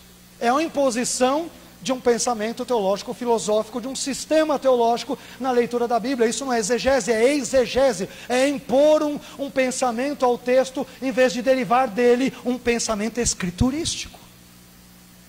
Ok? Isso nos leva ao antepenúltimo ponto. São 14, já estamos caminhando para o final. Não quero cansá-los, não quero fadigá-los falando mais aqui, dando um estudo mais sobre esse assunto. Espero que de alguma forma esteja sendo produtivo. Mas continuando e caminhando quase para o final. O sujeito então ouve o chamado externo, tem um chamado interno, se arrepende e crê, ele é regenerado, nasce de novo, numa ordem bíblica eu estou dizendo, não calvinista outra. E a partir disso o que acontece? Ele começa a ter uma vida de santificação.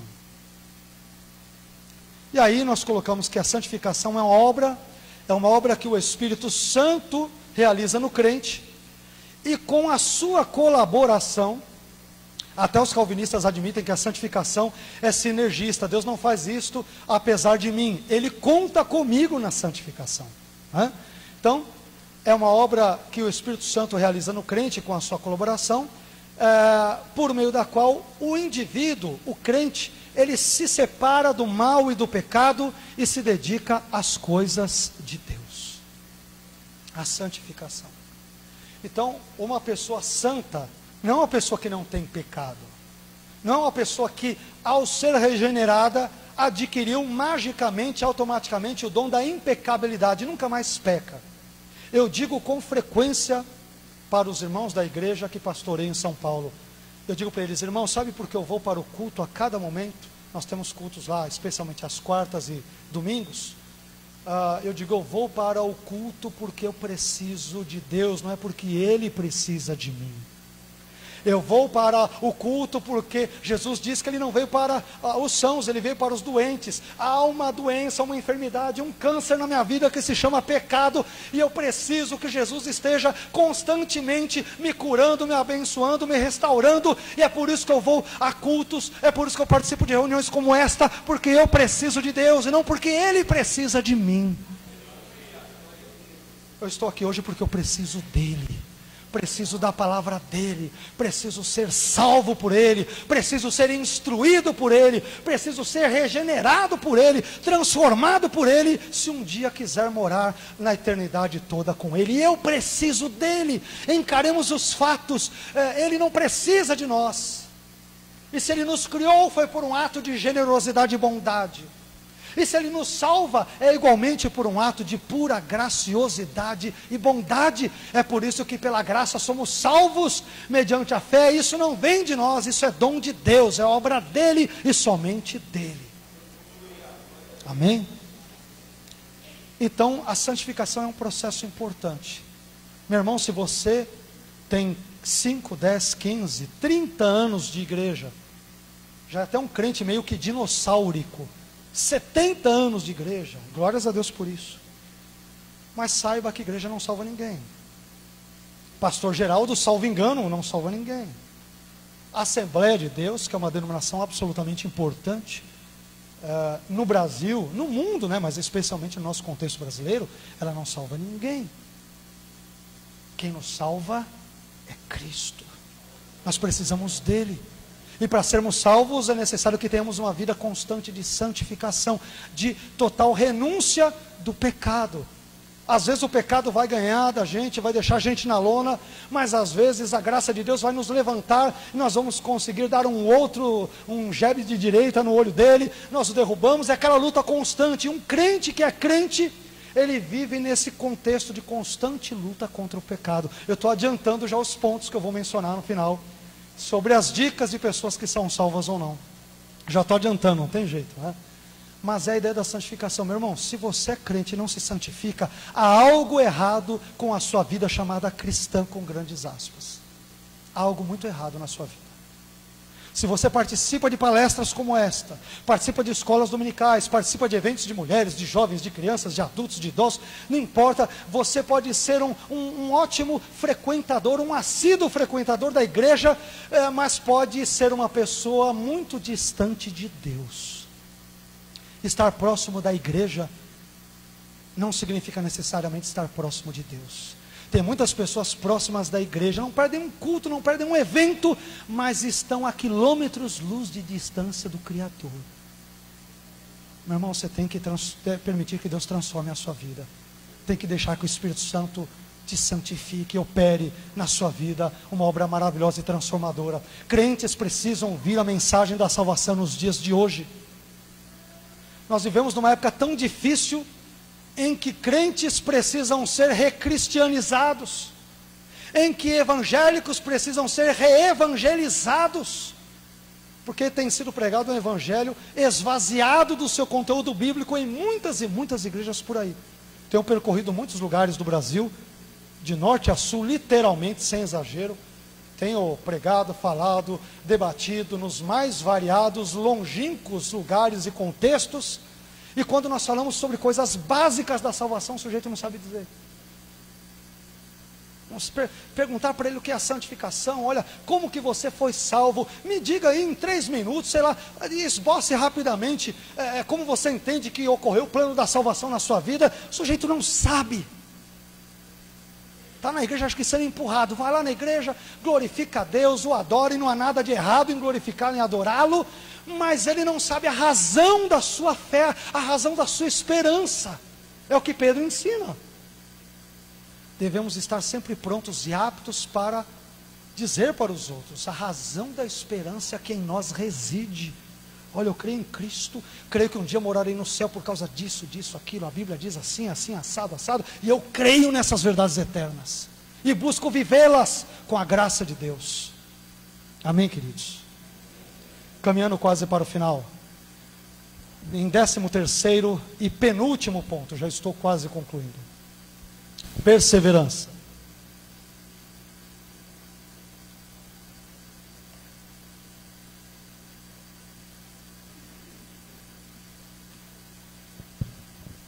Quando falamos de perseverança, meus irmãos, primeiro, então não se esqueçam, a chamada, Deus preconhece, quem crerá nele ou não, Ele predestina, ao predestinar no tempo, Deus, Ele chama esse indivíduo com a chamada externa do Evangelho, chama internamente com a chamada eficaz do Espírito Santo, o sujeito que recebe, ele experimenta um momento de arrependimento e fé, e ele depois se santifica, vivencia essa fé, e aí essa santificação ela ocorre de uma forma perseverante. Esse relacionamento com Deus, ele é perseverante. Pode, e frequentemente existe, ou existem, momentos de alto e baixa no nosso relacionamento com Deus. Claro que existe. Conheci crentes muito piedosos, homens de Deus, mulheres de Deus, mas que, talvez por uma tragédia na família, pela morte de um ente querido, por casos de suicídio na família, em N outras situações, se afastaram do Evangelho, ficaram um tempo ali, depois voltaram, né? Então, nós estamos sujeitos a experimentarmos altos e baixos na nossa vida cristã. Mas o crente temente a Deus, mais cedo ou mais tarde, com a graça de Deus, não porque há uma graça irresistível, mas porque ele consentirá com o auxílio da graça divina em permanecer nos caminhos de Cristo. E ele quererá perseverar nos caminhos de Cristo. Então, perseverança nada mais é do que a permanência do fiel, do crente, no amor e nos propósitos de Deus. Perseverança esta, ou permanência esta, que lhe possibilita, é possibilitada, melhor dizendo, pela graça divina e somente por ela. Somente por ela.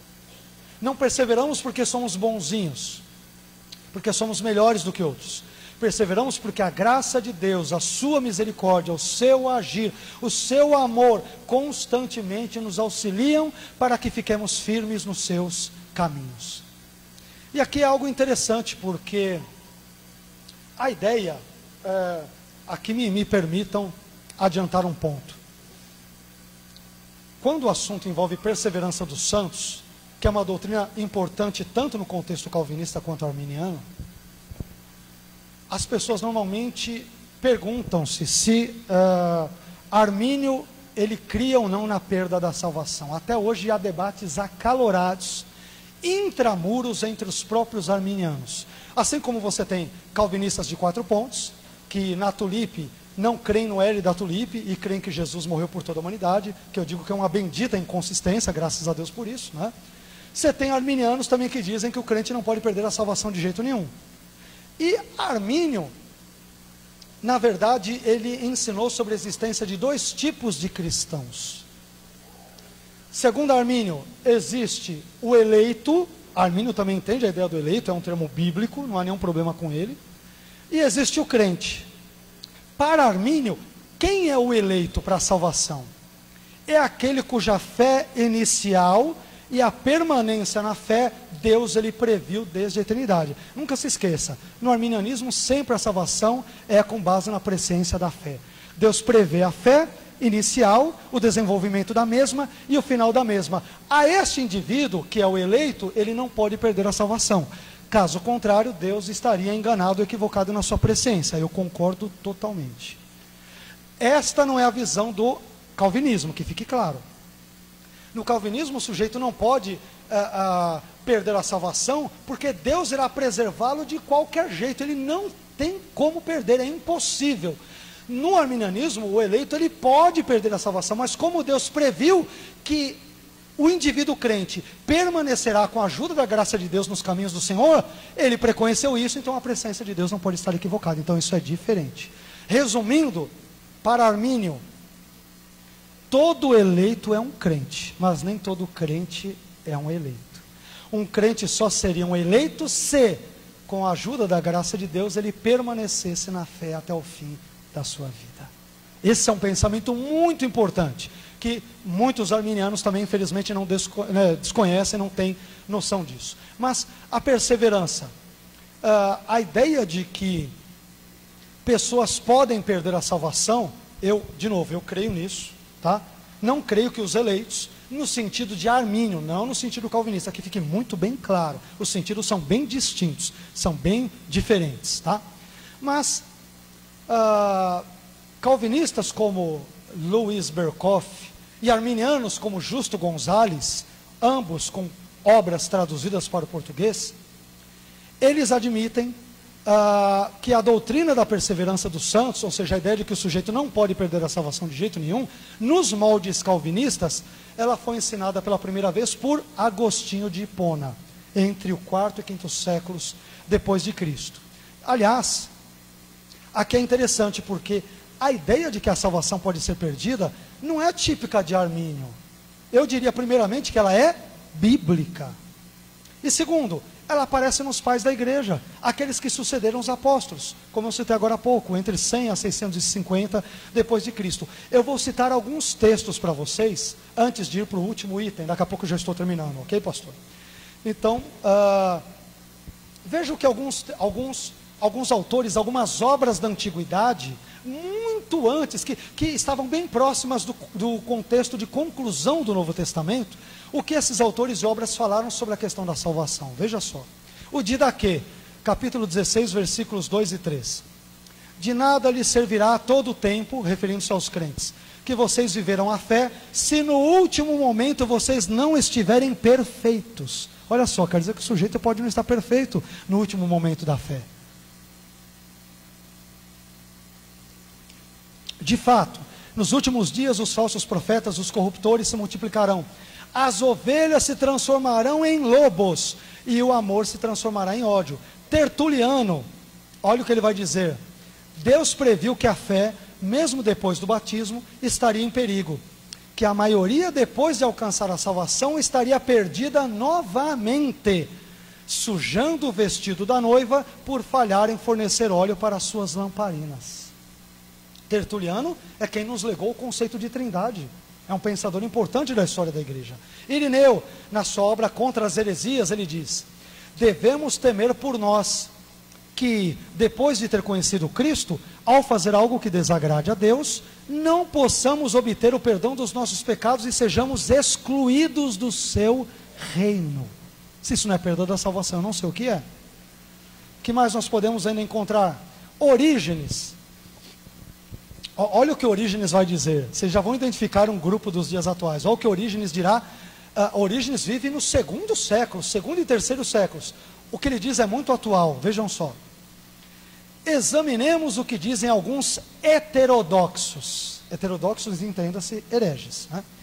Eles se servem desses textos para quase suprimir o livre-arbítrio, argumentando que há naturezas perdidas incapazes de salvação. Tem gente que não pode ser salva de jeito nenhum. E outras que estão salvas e são incapazes de se perder, vão ser salvas de qualquer jeito. Entre segundo e terceiro séculos, ele disse, tem hereges que ensinam essas coisas. Segundo ou terceiro século. Cipriano, no seu tratado segundo sobre a queda, ele diz, somente não deixe que Cristo seja abandonado, de modo que a perda da salvação e de uma casa eterna seja temida. Cipriano, olha só. Então tem vários outros textos, e eu não gostaria de me alongar, mas quem vai começar a dizer que nós não podemos perder a salvação é Agostinho, no quarto século. Ele vai dizer que nós não temos como perdê-la de jeito nenhum. Os eleitos, que são eleitos incondicionalmente, que é a visão atual do calvinismo, estes não têm como perder de jeito nenhum. Por fim, eu quero concluir, para não enfadá-los mais,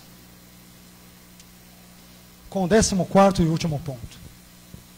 Depois que ocorre todos estes pontos, cada um dos 13 aqui mencionados previamente, o último de todos os estágios da salvação é a glorificação, que nós aqui definimos da seguinte maneira: a glorificação é o estágio final no processo da salvação, o qual envolve a remoção completa e definitiva dos nossos pecados e a nossa união eterna com Cristo. Na glorificação, o pecado não terá efetivamente mais nenhum tipo de domínio sobre nós. E aí, Romanos 8,30 no final dirá: e a esses também glorificou, aos que justificou, ele também depois glorificou. E aí, para Armínio, eu quero concluir com aquilo que eu disse também agora há pouco. Para Armínio, como uma pessoa pode saber se é salva? Eu creio que esta é a pergunta mais importante que você poderá fazer para você na sua vida. E talvez, eu digo aqui da forma obviamente mais respeitosa, talvez este seja um dos momentos mais importantes de toda a sua vida.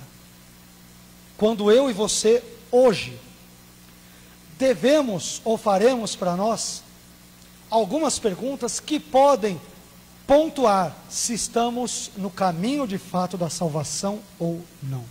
Armínio deu 4 indicadores que nos ajudam a entender, né, se uma pessoa é salva ou não. E não é porque foi Armínio, essas indicações são bíblicas. Eu diria que não são só 4, podem existir outras. Mas como o nosso tema envolve a Ordo Salutis na perspectiva arminiana, eu creio que seja importante. Meu irmão, preste bastante atenção nesses 4 pontos.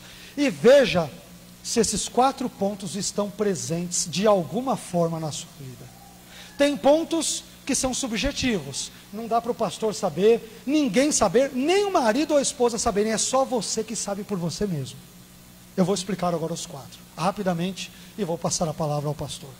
Então, Armínio disse, existem 4 formas básicas de uma pessoa saber se é salva ou não. Primeira, o senso de fé. Aquele senso de fé. Traduzindo, você tem uma fé verdadeira e profunda em Cristo como teu único e suficiente Senhor e Salvador? Ou você duvida? Não, eu creio que Cristo é um importante profeta, foi um importante rabino, né, mas se é Salvador, eu não sei não, acho que tem outros caminhos para a salvação. Eu não estou muito decidido nisso, meu irmão. Então, você tem alguma coisa periclitante na sua vida. Então, primeiro, essa convicção, essa confiança firme em Cristo, como Senhor e Salvador da nossa vida. Você tem essa fé em Cristo? Primeiro ponto que está te indicando que você está no caminho certo. Segundo, e esse é muito subjetivo, o testemunho interno do Espírito Santo. Paulo em Romanos 8 dirá que o Espírito Santo testifica com o nosso espírito que somos filhos de Deus. Meu irmão, você tem que ter algo dentro de você, isso é muito pessoal, é muito subjetivo, mas onde você tem aquela sensação de que Deus é o teu pai e que você é filho e filha dele. Como isto se processa? Eu diria que pode se processar das maneiras mais variadas e nos mais diversos graus de pessoa a pessoa. Eu não sei, eu não posso dizer por você, eu sei da minha vida. E peço a Deus que Ele sempre me esclareça. Pai, será que de fato eu sou seu filho? E você, irmã, também pergunte aí, Senhor, será que a vida que eu tenho levado é uma vida de uma filha? Será que o Espírito Santo testemunha no coração, no seu coração? Não adianta testemunhar na vida do pastor, do irmão A, B ou C. O Espírito Santo tem que testemunhar no seu coração, você que me ouve nessa noite, que você é um filho de Deus ou uma filha de Deus. Como isso virá, eu não sei, é algo pessoal. Eu não sei como poderá vir. Eu, às vezes, e aí de novo, o que eu estou dizendo é subjetivo. Esse item ele é muito subjetivo, porque eu não sei como o Espírito Santo testemunha isso no coração de cada indivíduo. Eu não sei se há um padrão, é o mesmo. Eu sei que o Espírito Santo, claro, como Deus, ele é soberano. Mas às vezes, talvez eu vou trazer um mínimo testemunho que talvez possa ajudá-los. Não assuma a verdade, não podemos basear certas doutrinas e tudo nas nossas experiências. As nossas experiências devem se fundamentar na Bíblia. Mas eu já adiantei, esse é um ponto muito subjetivo. Mas irmãos, eu às vezes quando estou preparando um sermão, um estudo, especialmente acontece quando é um sermão, às vezes em aula e tudo, eu me sinto como que invadido por Deus. Eu me sinto abraçado por Ele. Eu me sinto, meu Deus, eu sou um miserável pecador, mas eu sei que Deus me ama. Ele se preocupa comigo, e essa verdade, ela invade o meu ser de uma forma tão grande, que às vezes eu simplesmente não me contenho e começo a chorar. Eu não estou de novo, repito, dizendo que isso é uma regra, isso é subjetivo, mas talvez o Espírito Santo trabalhe algo razoavelmente semelhante na vida de alguém, de outra forma eu não sei, mas será que você tem aqueles momentos onde você vê, poxa, eu me sinto amado por Deus, eu sei que Deus está na minha vida, é palpável a presença dEle na minha vida. Este é um segundo possível, importante indicador de que você está no caminho certo. Terceiro, a luta do Espírito contra a carne. Eu disse que já tinha citado antes. Meu irmão, como você crente lida com o pecado? Você peca uma vez, e peca duas, e peca três, e peca várias vezes, desenfreadamente, e a sua mente já está meio que cauterizada, ou não, quando você comete tais pecados, aquela vozinha interior, que não é um anjo, não é um gênio, não é nada, mas é o próprio Espírito de Deus, trabalha no seu coração, e você se vê movido a se arrepender dos seus pecados, a pedir perdão e a tentar agir de forma diferente. Como que você age com relação ao pecado? Você luta contra ele, ou ele é uma coisa natural que você já tem vivido de uma forma deliberada e automática, sem se preocupar? E por fim, o quarto item, o desejo de realizar boas obras. Que fique claro, não somos salvos pelas obras, mas para praticar boas obras. Você gosta das coisas de Deus? Ou as coisas de Deus para você são um fardo, são um peso? Tem crente que vai para um culto, tudo bem, quando acontece uma vez ou outra, né? Acontece da gente acordar com o pé esquerdo, né? Está doente, está meio ruim, família está com problema na família. Tem aqueles dias, e não vamos ser hipócritas, em que nós não temos desejo de ir para o culto. Estamos maus, eu já disse isso para a igreja. Eu, como pastor da igreja, eu falei, irmãos, hoje eu queria estar em casa. Eu já disse isso mais de uma vez, eu não queria estar aqui não. Estou com dor de cabeça, estou com isso, estou com um monte de rolo, né? Isso é uma coisa esporádica, devido à contingencialidade da nossa vida. Agora, tem crente que nunca gosta das coisas de Deus, nunca.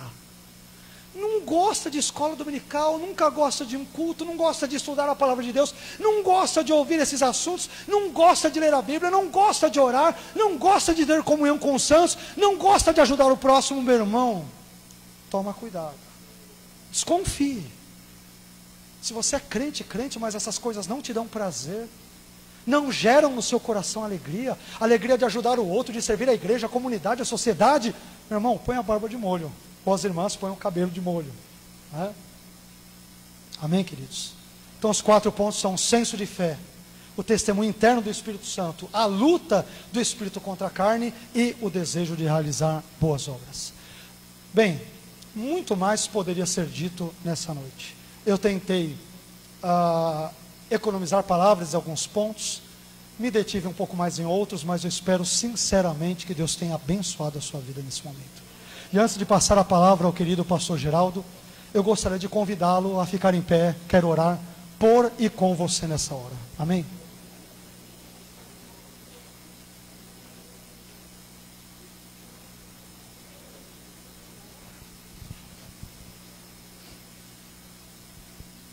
Pai, eu quero te agradecer por tudo aquilo que nós falamos aqui nesta noite.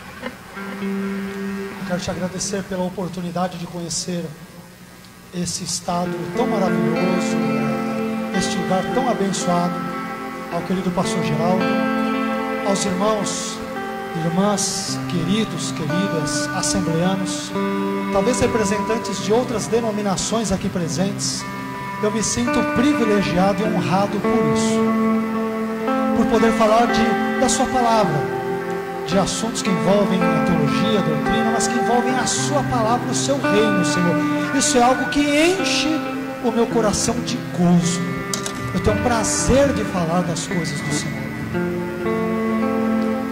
Pai, eu te peço nessa hora, eu não sei como os meus irmãos e irmãs entraram aqui, Nós falamos sobre 14 itens, ó Pai, que envolvem passos que entendemos nós tem uma relação mais ou menos lógica sobre a salvação.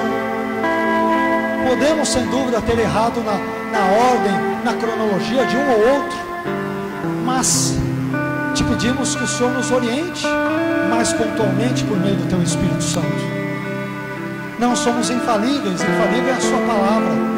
Os seus intérpretes podem errar. Eu não estou aqui como uma pessoa inerrante ou infalível. Estou aqui como o Teu servo que carece da Sua graça e da Sua misericórdia, e que estou aqui para ser curado, transformado e abençoado pelo poderoso, glorioso poder do Seu Espírito, pela manifestação da Sua gloriosa e santa presença, Senhor. Ajude-nos, Senhor, a ver, dentre tudo aquilo que nós falamos, se não pudermos gravar muita coisa, ajude-nos a entender se nós temos um senso de fé verdadeiro em Ti, se cremos de fato que Jesus é o nosso único, suficiente, total, pleno, único Senhor e Salvador das nossas vidas. Não nos deixes enganados quanto a esse ponto, Senhor. Se alguém aqui estiver com a sua fé capenga, esmorecida, fraquejante, fortaleça a fé desse meu irmão, dessa minha irmã, Senhor. Te peço também que o Senhor nos dê o testemunho interno do Teu Espírito com o nosso Espírito. Ajude-nos a perceber, a termos a percepção espiritual de que somos filhos e filhas de Deus, filhos e filhas do Senhor. Como o Senhor testemunhará isso, eu não sei. Como o Senhor testificará isso, eu não sei. Mas eu sei que é isso que o Senhor faz, porque está expresso na Sua palavra. E eu creio em tudo aquilo que o Senhor nos diz na Sua palavra.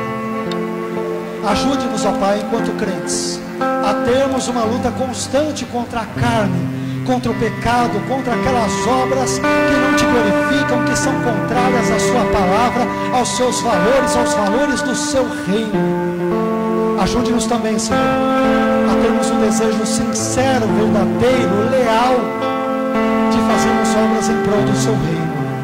Ajude-nos a desejá-lo, ao Senhor, a Sua obra, a participarmos de eventos como este, a estudarmos a Sua palavra.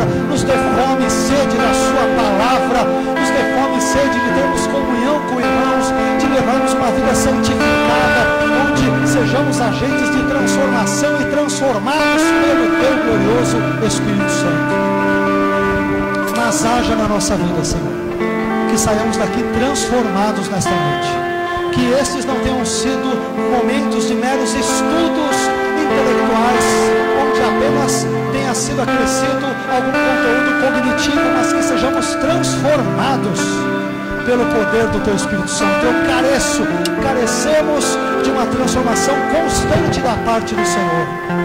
Age na nossa vida, trabalha no nosso ser, transforma a nossa história, para que nos pareçamos cada vez mais com Teu Filho Jesus Cristo. Te glorifico por tudo, Senhor, e no nome do Teu próprio Filho Jesus aqui oro, agradecido. Amém. Amém. Amém, meus queridos. Que Deus os abençoe. Espero não ter sido cansativo. Às vezes o assunto é um pouco maçante, às vezes existem terminologias técnicas que não dá pra gente explicitar nesse curto período de 1 hora e pouco. Mas se pelo menos esses 4 últimos itens aqui mencionados puderam ficar guardados no seu coração, eu saio daqui feliz. E que Deus abençoe rica e abundante a vida de cada um de vocês, em nome de Jesus. Amém.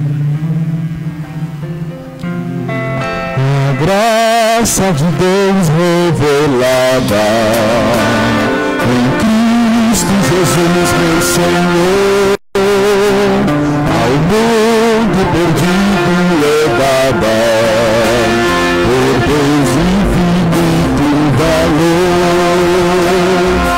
Graça, graça, esta graça de Deus Jesus, graça, graça,